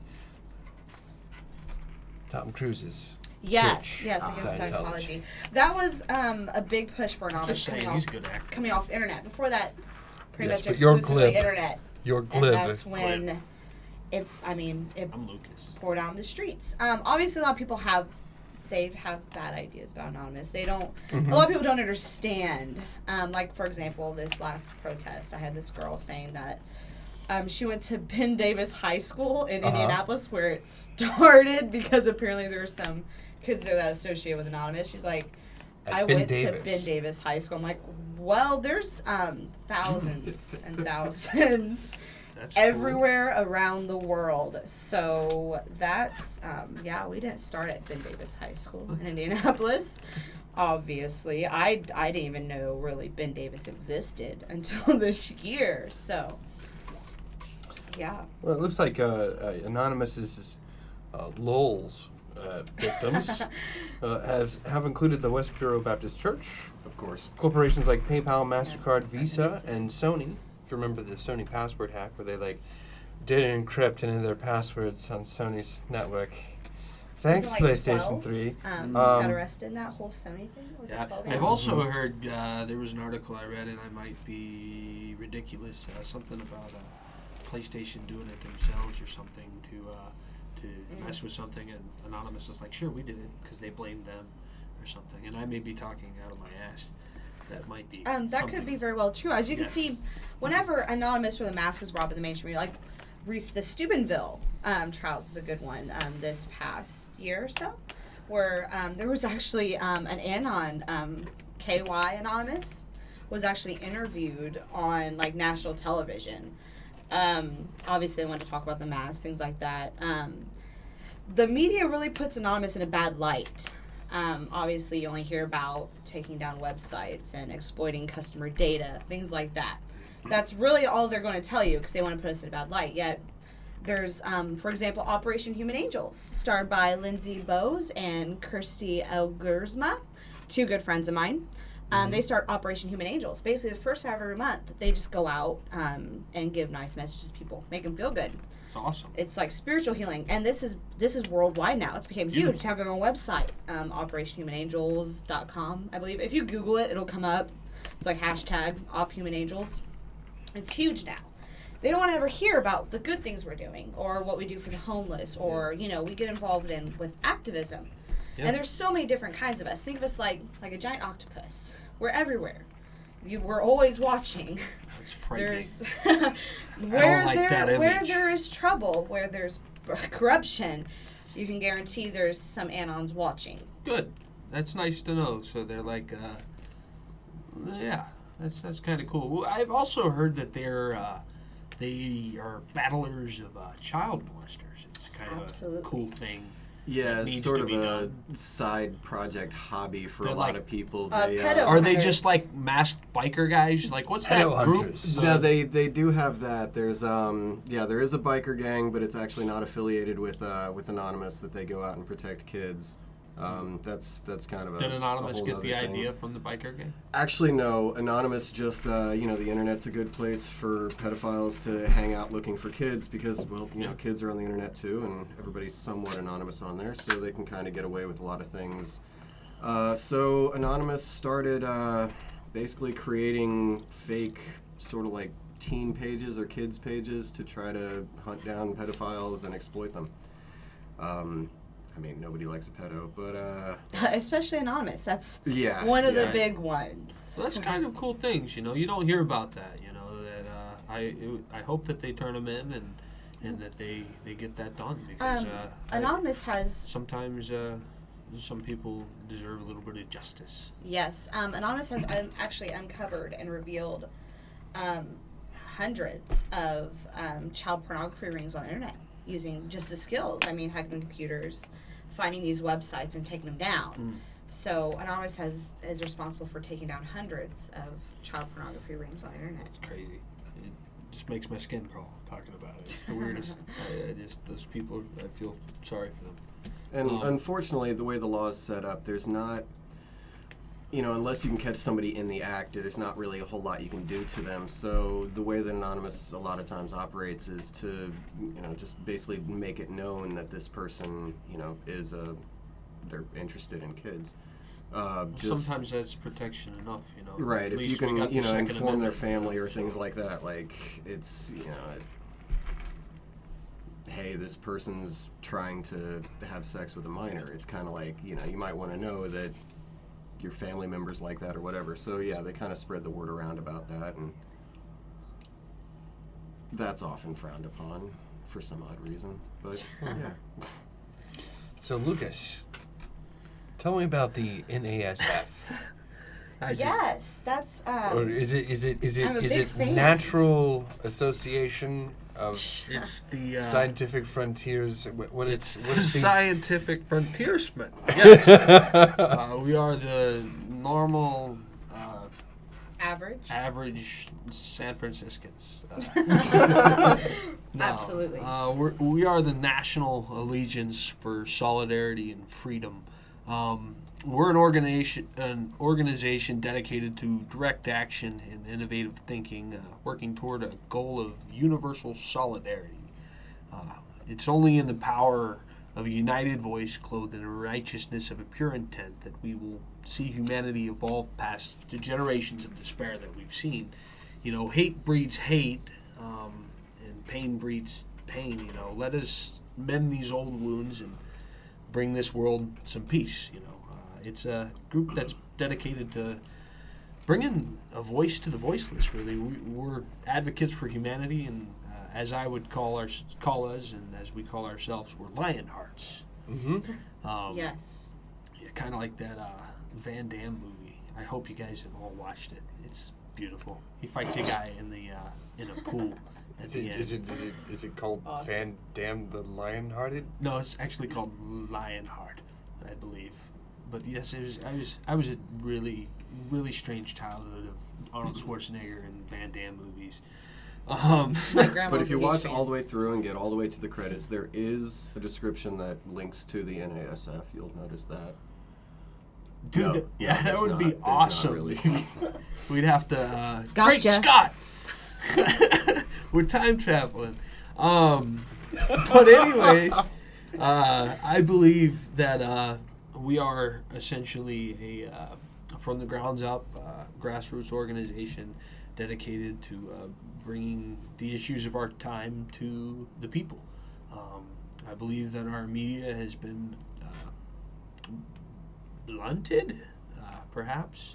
It's been cut, and it's not what it should be. And I believe that we're in some really dark times, and if we don't have these conversations, we're never going to get anything solved. And I also believe that those who forget the past are doomed to repeat it. Yeah. Which ties into the events. What do we got coming up? Actually, yes, we're moving toward this idea of doing a first Saturday of every single month rally downtown in Indianapolis. This next one is on Monument Circle, June 7th at noon. We're going to be there, and we're going to start out on the circle. We're going to have ourselves a nice little podium that we built from wood. It's a beautiful podium. It's a by the way. podium. I actually I built this thing. It's crazy. Beautiful, nice. There's a nice American flag that hangs nicely from it, and it sits up there, and we let people come up and talk about the issues of our time. But there's a cool. We were talking about how those who forget the past are doomed to repeat it, right? This event specifically is geared around the 1930s to the 1940s. The Great Depression era, and leading up to World War II. It also gets Ryan a chance to talk about FDR, which he likes. So I'm thinking not only of the immediate economic needs of the people of the nation, but also of their personal liberty. I don't want to set the world on fire. They had grown tired of unemployment and insecurity, of seeing their children hungry, while they sat helpless in the face of government confusion, government weakness through lack of leadership in government. They're not even Americans, these so-called Democrats and Republicans. The National Allegiance for Solidarity and Freedom would like to invite you to join together as we remember our past and share hopes for the future. Our time is now. We must stand together against that which we know to be unjust. Join the Rally to Remember on June 7th at noon at Monument Circle. March against corruption. Follow us on Twitter at UnityNASF or at MAC Anon Occupy. And follow us on Facebook at facebook.com/UnityNASF. So, yeah. To me, it's an ever-evolving organization, though, that is committed to doing the right thing, if you will. And we're going to change the world, whether you like it or not. It's happening. Well, I hope you like it, though. And some members of Anonymous will be there, too. Yeah, they'll be there. It should be fun. I'm stoked. Well, thank you very much for that confession. Fantastic. Woo! Moving on, but like talking about raising the minimum wage. No, actually, what are some of the things that we can do structurally to fix the problem politically? To fix the problem politically, yeah, we can bring humanity to the forefront. You know what I mean? Like, we can show what it is that's happening. Like that conversation that we had with our guest today is an eye opener. You know, I mean, these are people with families. These are not just kids, you know, that are living with mom and dad that don't need this income. And there are not an infinite supply of jobs, but there are an infinite supply of people. And it creates this weird paradox for me with the supply and demand, because, you know, as human beings, we're an infinite supply. You know, a new worker joins the workforce every single day. And every single day, a worker leaves the workforce, and what we have is this variable that cannot be defined. And you're sitting here looking at an infinite supply, and we can never increase or decrease our demand. You can't just like say that tomorrow we're gonna nobody's gonna multiply. You know, I mean, unless we're gonna start talking about eugenics and crazy things like that. Actually, they did that in the Depression era, which is a really creepy kind of thing. It's very disturbing. That the Nazis took from us. Forced sterilization. Yes, forced sterilization. That's fun. The third generation of a criminal family that they'd oftentimes condemn them. If your grandfather was a criminal and your father was a criminal, well, then you could be forced to be sterilized. That's scary. Yeah, very, isn't it? I believe we have ourselves a guest, actually. His name is, where's his name at? We had it written down. Hold on, I'm looking here. No relation? No relation. What was that guy's name? Oh, Johnny Wayne Cash? Oh, man. Johnny Wayne Cash. Johnny Wayne Cash. That sounds like an excellent barbecue Hold on, sauce. He's on his way. Is this for real? I'm excited to hear what Johnny Wayne Cash has to say. That's a heck of a name. But yes, we've been having some great conversations today, and this part will be cut because we can edit it. So we'll just take this time. Oh, we can edit it? Oh, yeah, editing. Editing rules! Excellent. Yeah. Lamplight Studios. Come record with us and pay only $75 a song with up to 12 hours on each song. You won't find prices like that at any other recording studio in Indiana. We record anything from bands to sound effects, commercials, and even podcasts. Yeah, we recorded this one too. We also have a wide array of instruments to rent for studio use. Call us at 765-481-0208 to set up an appointment and find out what we can do for you. Lamplight Studio, where your idea comes to life.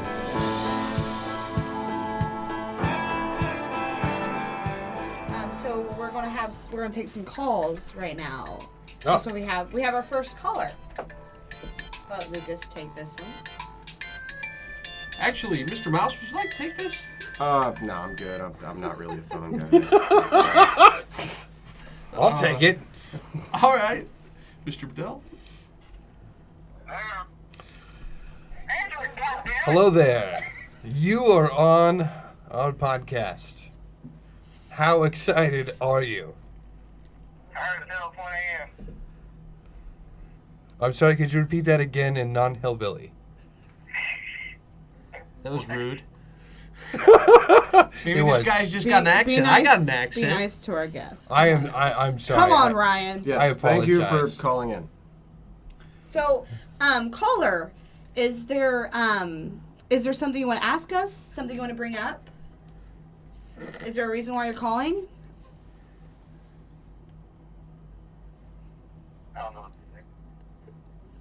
Good. Why did you call, caller? Yeah. Do you have an just give us what's on your mind? What's on your mind? Let's do like a Facebook forum. What's on your mind? Status? Would it What's on your mind, if caller? I gave Is this you Johnny Wayne Cash? Damn well it's Johnny Wayne Cash. Why do you keep calling us? This guy's been giving me a call for the last month. I don't even know who he is. I think he must have got my number. Johnny Wayne Cash. No relation. No. No relation Is that your who? actual name, or is that like an alias you got off of a bottle of barbecue sauce? God-given name. It's a God-given name. God gave you that name. All right. Dad gave me that Not your name. parents? Grandma gave me that name. Grandma. Thank you. Caller, Johnny, sorry. So have you been listening to tonight's show at all? The bits of things, in between the NAP 8500 updates and all that good shit. You know, go Dale Earnhardt Jr. Tony Stewart, Dale Gordon sucks. So, I wanna ask you your opinion on a topic we've covered tonight. Just kind of get an insight. Really? Yes. And he's watching I Want to Catch Him Up. Right. Yeah, and Indy 500's in town, isn't it? It sure is. Where you want to go? Oh no, NASCAR's not for me. That's. Can we get the interns to bring in a NASCAR translator? He says. Oh, I got a guy right here. Hold on. Yeah. Okay. I'm gonna go ahead and ask Yeah, you go ahead. a question. Actually, we were speaking about the legalization of marijuana earlier. Yeah, definitely. Good topic for this fella. Yes, I do want to know your opinion. From your side of the fence. What do you think about legalizing marijuana? Marijuana. Let's talk about something for Johnny Cash. Don't get anybody around. Wait, slow it down. What did you just say? Marijuana should be legalized for the simple fact that I grow it. Yeah, I kind of saw that coming. Right outside the pole barn. I think you mean legalized. Illegalized would make it illegal. So you mean you would like it to be legalized because you would like grow it? Or he would like it to stay illegal so he could continue to grow it and make money, I'm assuming? So you don't want it to be government controlled. Right. Is that what I'm gathering? You'd rather you be able to grow it yourself and sell it without government intervention? Do you have a it's just hydroponics like machine? A real cash crop, right? What do you think the congressman can do shit? It's Cash's crop. Johnny Wayne Cash. I am digging that name, Johnny Wayne Cash. Do you have any records out? Records, I can barely hear you. You can barely hear me. There you go. Oh, I'm sorry about that. So you why did you call tonight, caller? What was it on your mind that? Did he just hang up on us? No. Wait. Are you still there? I'm still here. Okay. All okay. right. Well, why did you call today? Yeah, we're here. The reason I called is because I'll tell you put your tinfoil hat back on, but then you started talking about marijuana and I thought you were getting interested. I think I heard. I called because I wanted you to put the tempo on. No. Tinfoil hat. Tinfoil hats. Are you calling us? You're calling us. You're calling us about the harp weather machine, aren't you? Oh no, it's the harp. We're talking about it. Is this Barack Obama doing an accent? Seriously. Is this one of those weird from the presidential office phone calls? You're talking about Obama. Obama's one of my customers. Johnny Wayne Cash, Oh. you do reside in Indiana, so you're telling me that Barack Obama is smoking Indiana marijuana? Or possibly Ohio, Illinois, Nevada. No, just Indiana. Okay, we're getting way off track here. Thank you so much for calling in, Mr. Cash. It's been a It's treat. been something. You are. Thank you for calling. We got to screen our calls, guys. Yes. I thought you were trying to. We just gave him permission You have finally. a great rest of your night, okay? Johnny Wayne Cash. Johnny Wayne Cash, that's right. Yes. Thank you. Thank you so much for calling in. It's been a treat. It really has. We really appreciate you and fellow Hoosiers calling in. Don't forget to flush your phone. Yes. I'm at Johnny Wayne. I approve this message. Thank you. Thank you, I Johnny do the Wayne. business, he says. Thank you. Wow, that was that definitely challenged our journalistic integrity. It Wait. did something. We have journalistic integrity? I have. You have. Oh my goodness. Just. I missed it. Was there a dick in the window? Our recruiting, our recording. There's studio, always one in the window, man. Our Always. recording studio workers cast. Very interesting group of people we have here. Yes, actually, our camera. There's no camera guy, but our talking people. But man, I just want to know where all the interns. Johnny Wayne Cash. Johnny Wayne Cash. Are you sure? Very proud of his name. No relation. Like part of his name is no relation. There's just some part of me that just says, I don't think that's his real name. We should have him come I in the believe studio. him. I believe him 110%, you believe him? dude. I don't believe him. He approves of this message. I cannot lie. I'm like George Washington, or at least the mythical George Washington. You want to chop down a cherry tree? Yes, I believe that I don't have the ability to chop down a cherry tree. I'm not Well, very then good again, with we an axe. have a Mr. Mouse here, and I believe Johnny Wayne Cash may be a little more tame than the name of Mouse. Yeah, Mr. Mouse. Oh God. Is You know it I'm gonna tag you because in this on Facebook, right? It's Facebook. You can't imagine the look of dread on Julius. Yeah. Yeah. I don't really want to go into the origin of the name. I don't. It's what about that from a cheese? long time ago. Well, can we? you just recently you shaved your mustache. You had a. Oh, now we're gonna tell the whole world about that. That was gonna be my deep dark secret that everybody was just gonna find out when they didn't recognize me. Yes, for a while I had a handlebar mustache. Spoiler alert. It was a sir Yes. mustache. I always call it your sir stash. It's very Apparently, it was rather iconic. A lot of people only knew me by that. How do you respond to rumors that you shaved your mustache to hide yourself from Facebook's facial recognition program? Yeah. Yeah, so apparently it is much easier for me to blend in and hide from, stalkers or other crazy people. I just can't And get over the friends. fact you have an upper lip. I mean, that is mind-blowing. Is that a natural defense against predators that you have?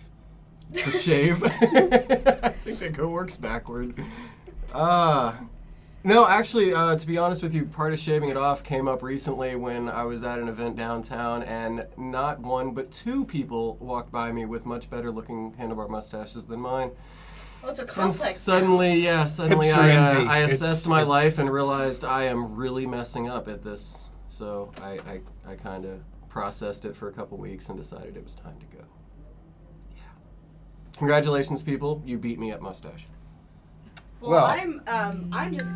Oh, looks like we have a caller. What? We have a caller. Brian, can you? yeah. handle that for us, please?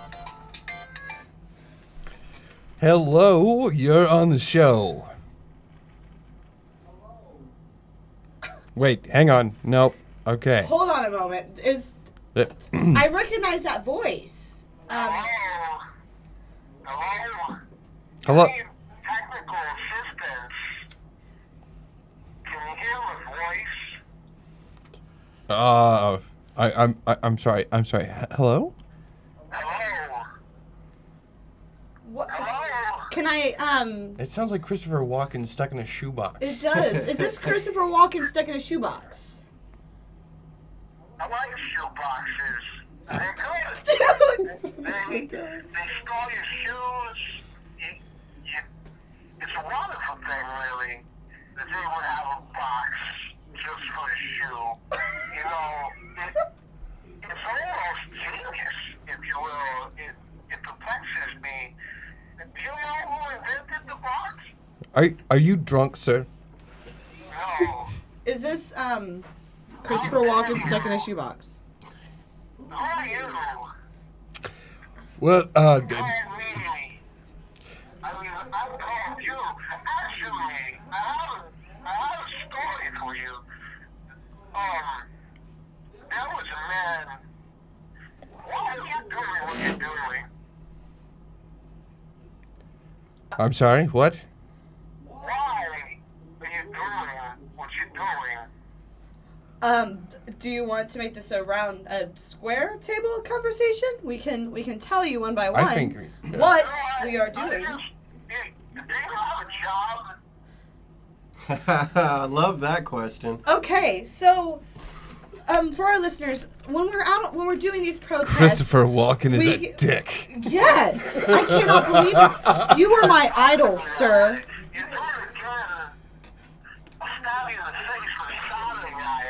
Oh, Jesus. I watched Prophecy twice. That makes me the backer of 2% of your personal finances, and that, sir, makes me not have a point. Well, I've pirated all your best movies. I don't.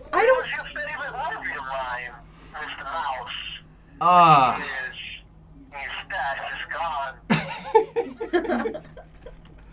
Oh, and now I just brain farted all so of them, Christopher all the Walken is gone. concerned about your mustache. How do you feel about being stalked by a celebrity, Julius? About your mustache. You're About my iconic. mustache, yes. Iconic mustache. If it's Walken, I can be okay with that. Yeah? Yes. Yeah? Yes. I'll live with him being my stalker. That's okay. Okay.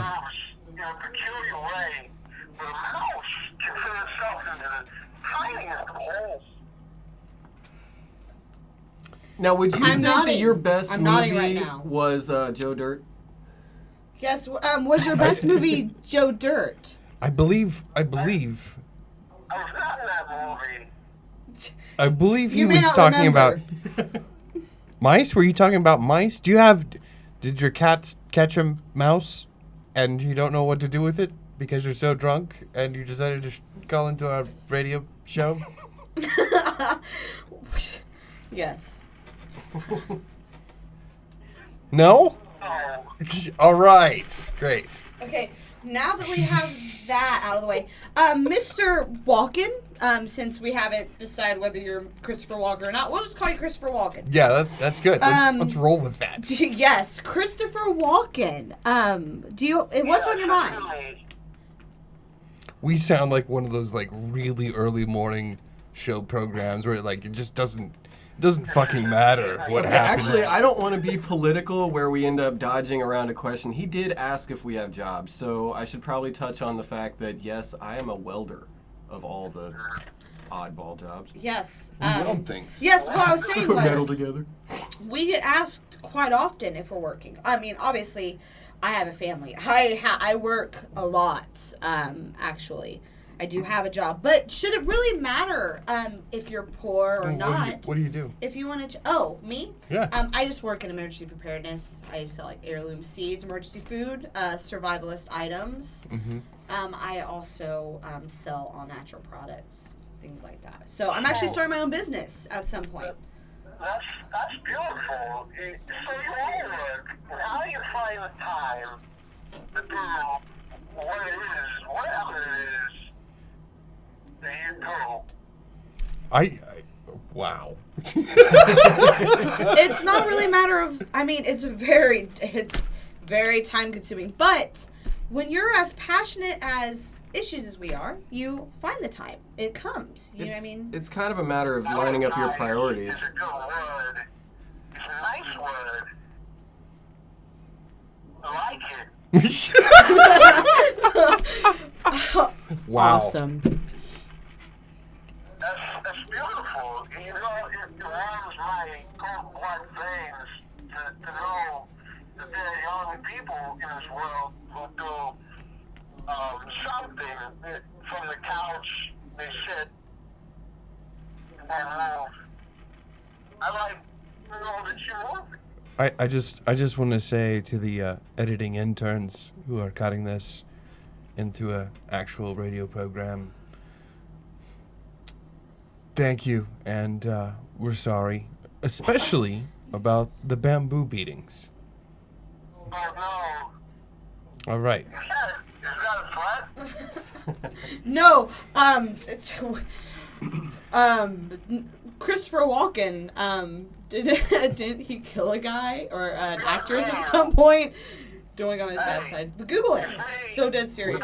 Seriously? No. Are you a murderer, sir? Did you murder things?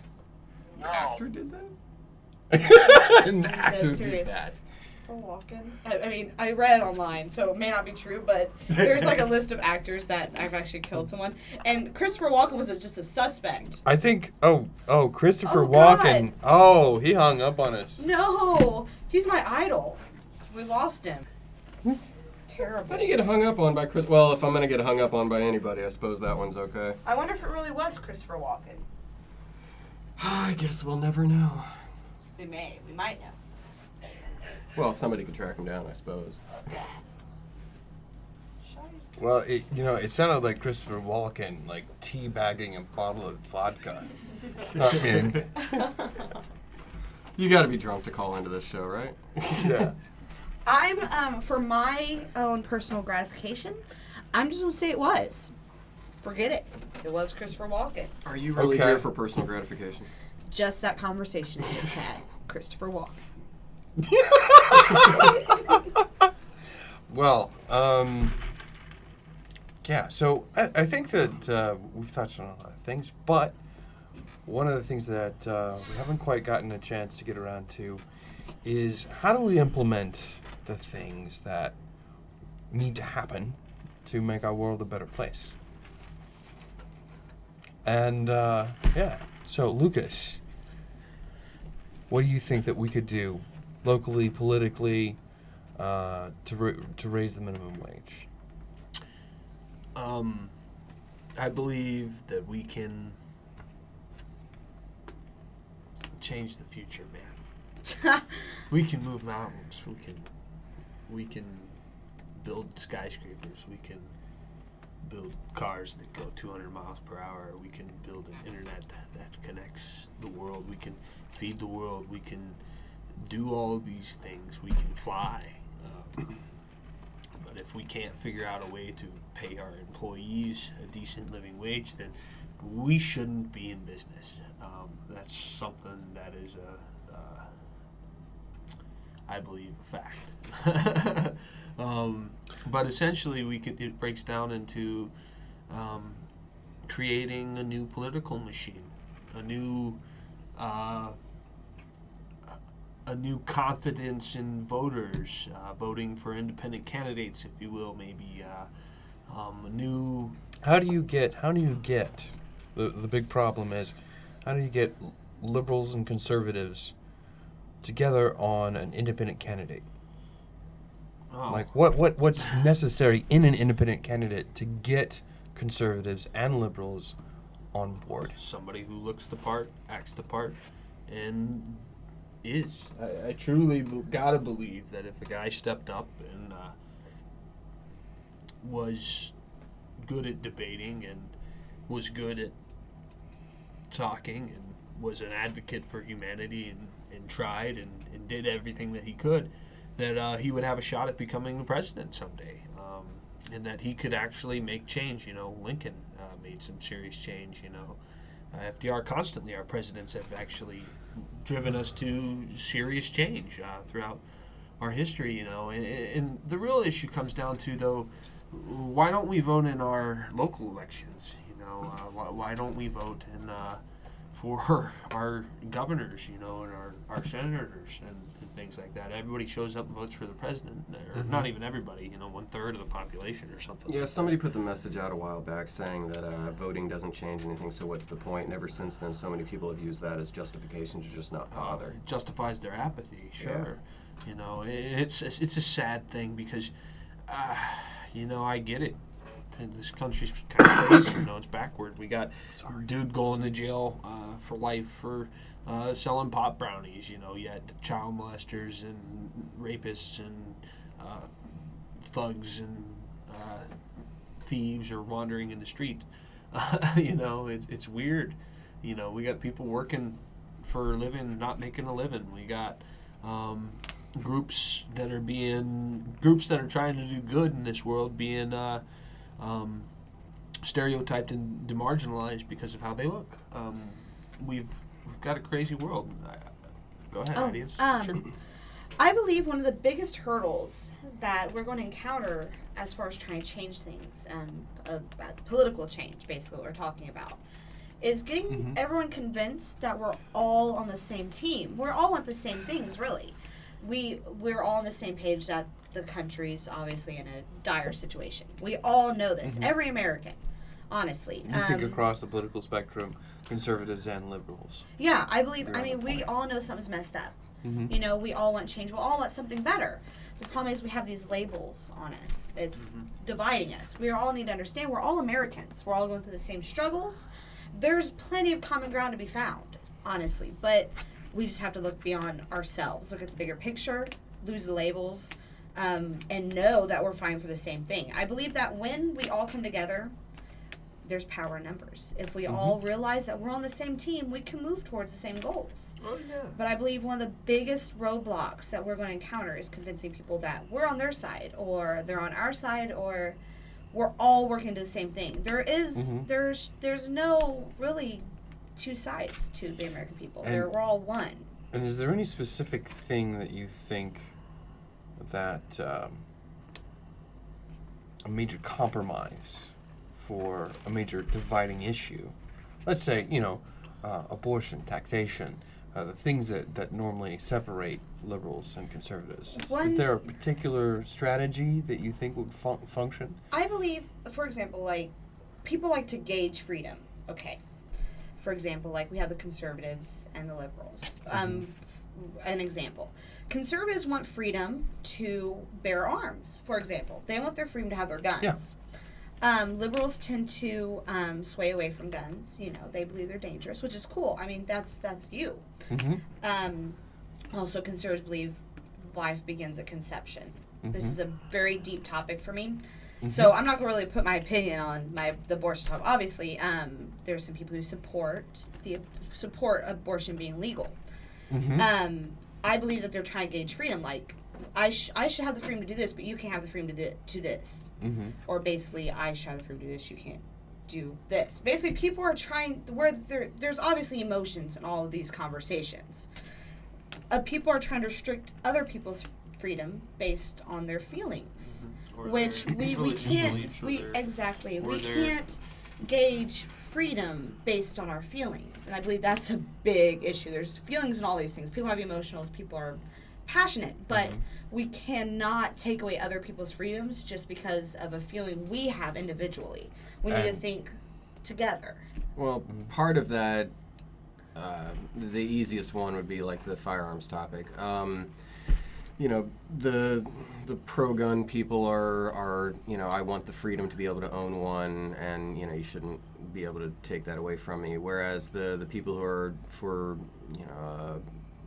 banning guns, their attitude is I should have the freedom to be able to go to the park or have my kids at school or whatever like that, and not have them afraid to be killed. And so both of them argue freedom on the same level, but in the exact opposite belief behind it.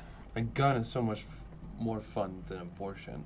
Well, the easy side of that, though, it goes very deep. It's tough. We'll get to that, but let's. The easiest one about the firearms, as far as justification on either side, is just the facts. I mean, you look at all the places that have banned firearms, and there's still a whole lot of crime happening there. Because if you disarm honest, innocent people, then the only people left armed are the cop who's 20 minutes away or the criminal who's in your face. So obviously, that's not really working. Right. But now, as far as abortion, the argument behind that is, I should have the freedom if I want to, get rid of it so it doesn't destroy my body, then I should have that freedom. The other side of that argument is I'm fighting for the sake of that baby. It should have the freedom to live. Well, still, I'm going to say that the gun is more fun than abortion. And I, take just to look at the yes, I've got an answer for gun activists and for liberals, and I think this is something that we can all agree on. The fact is the gun exists. It's a fact. There are guns. Yeah. There's nothing we can do about it. They exist. And there's no way that you can convince me that every single American in the country is just going to throw their guns into a big pile and we're not going to have any guns anymore. In fact, what's going to happen is those who have guns are going to have more of an ability, in theory, to do whatever they want. But there's to also people the without guns, right? question of technology enabling people to build their own guns. Sure. Oh yeah, you so can make one in those plastic. Yeah, those 3D the printers. 3D printers Yeah. now you can. Yep. But I The think it receiver, comes like, down blows to, apart in a couple for of minutes, me, but- the issue or of the thing. Receiver. Chamber. What is it? Is it chamber? Yeah, it's the chamber because the explosion of the bullet is actually what blows it apart. But yeah. Wait, so it shoots and it explodes? I don't know Well, if they're it's- making a lower receiver out of it. All right, so back in, I think it was World War II, they invented a single-shot pistol and dropped them all over, I think, France. I'm not sure. I don't have a lot of information on this. But basically, they made a whole bunch of single-shot pistols that were supposed to be mass-distributed for the sake of people to fight back against the Nazis. Nice. That same name, because it was called the Liberator, is the name that they're using for this 3D printed pistol. It is made for a single-shot firearm that only fires one round. After that, if you try to fire a second, it's probably going to fall to pieces and blow up in your hand. But it's not the safest thing in the world. But yes, with a 3D printer and absolutely no permit to carry or anything, you can print a firearm. That's crazy. So you can make them illegal all you want, but Yeah, somebody's gonna. Right, that's what I'm saying. The gun exists. So my big thing would be that the universal background checks. I don't think that that's a ridiculous thing to ask for. That No, our violent criminals can't get handguns. But then again, is it okay for us to say that they don't have the right to protect themselves too? But I think that they kind of waive those rights after committing violent crimes. it's kind of that's a touchy subject for anybody who's committed a felony of any type. If you were in possession of marijuana, which typically means you're the most peaceful guy in the world, but you get picked up for a felony, now you're no longer allowed to protect yourself. Every criminal knows that's the guy to rob. Right, and then they take your rights to vote away from you too, right? Actually, no, that's been brought back. Felons can now vote. It's just good. I mean, okay, so that's one good step. I am glad that they can vote, but yeah, there's so many other things that they don't get back. Oh, absolutely. I believe that the Prison system. It's crazy. I'm a big advocate for mental health resources. I believe that a lot of people that commit violent crimes haven't had proper access to mental health. I mean, haven't had help, really. Mhm. I know that some people kind of are harsh about, violent people and whatnot, but I believe that it starts, mentally. It is an illness. You can't be a healthy person and There are kill a some bunch correlations of people. to the prison population having certain I don't know, sometimes when I'm mental driving. disorders. Yeah, well, the thing of it is, locking people up who have, commit find minor out. violent crimes without helping them, just locking them up and sending them back out doesn't help anything. Obviously, they still have the ability to commit violent crimes, which is usually where it comes from. There are some people who just snap without a violent past, but once they do the investigations, you see that all these things are popping up, like, well, he did this, he did that, he did a lot of strange things that probably should have been taken care of. Well, I think that also goes back to the living wage issue too, here we go. because a lot of folks have to turn to lives of crime because, again, not everybody's a manager, and poverty and crime are directly correlated, and these criminals might not be criminals so often if the ability to make a living was there. Yeah, like I said, because I know it's a sick world. Yeah, I know there's been times whenever I myself have been down on my luck, and been like, oh man, what can I do, and you're just like, I don't know. Here we go.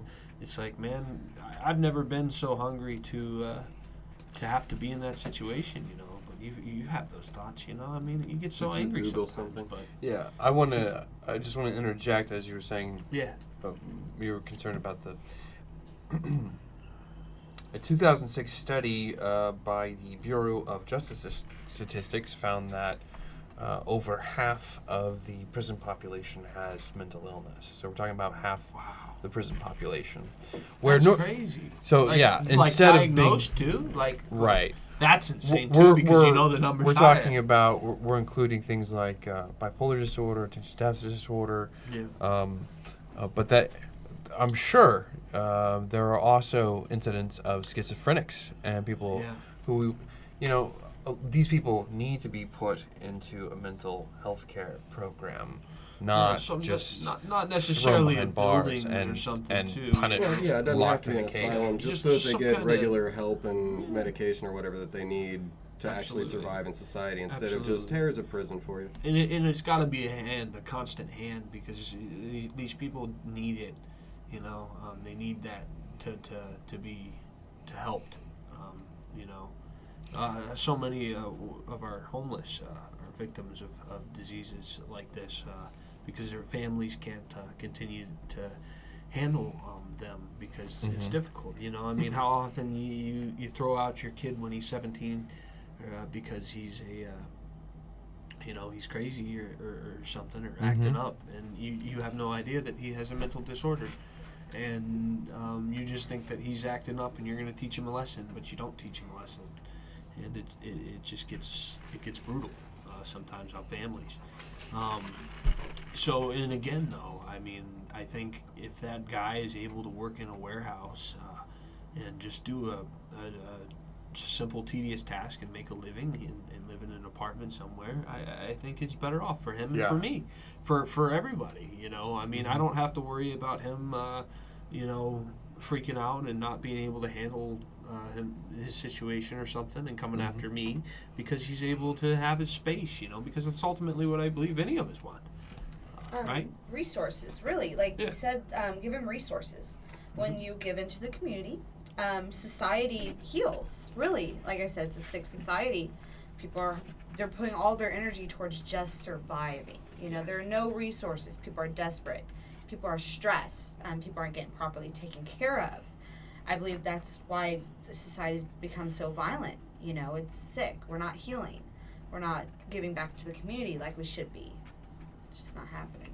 Yes, and I mean, often regret for me is that guy or that girl I didn't help.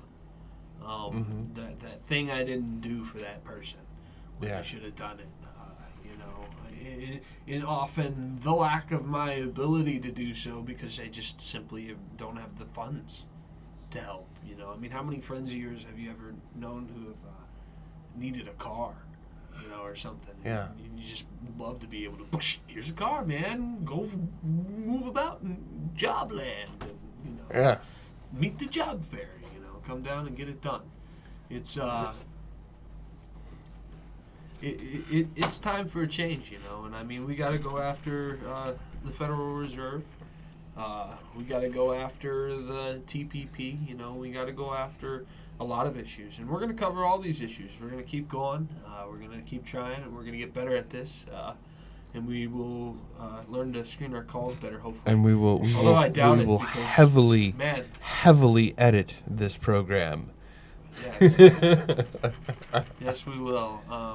And it'll sound fantastic. It will, I believe. With heavy editing. With heavy editing, and we'll make even a guy like me sound intelligent. I like cheese. This has been a panel of nobodies speaking for the nobodies, calling you into the revolution.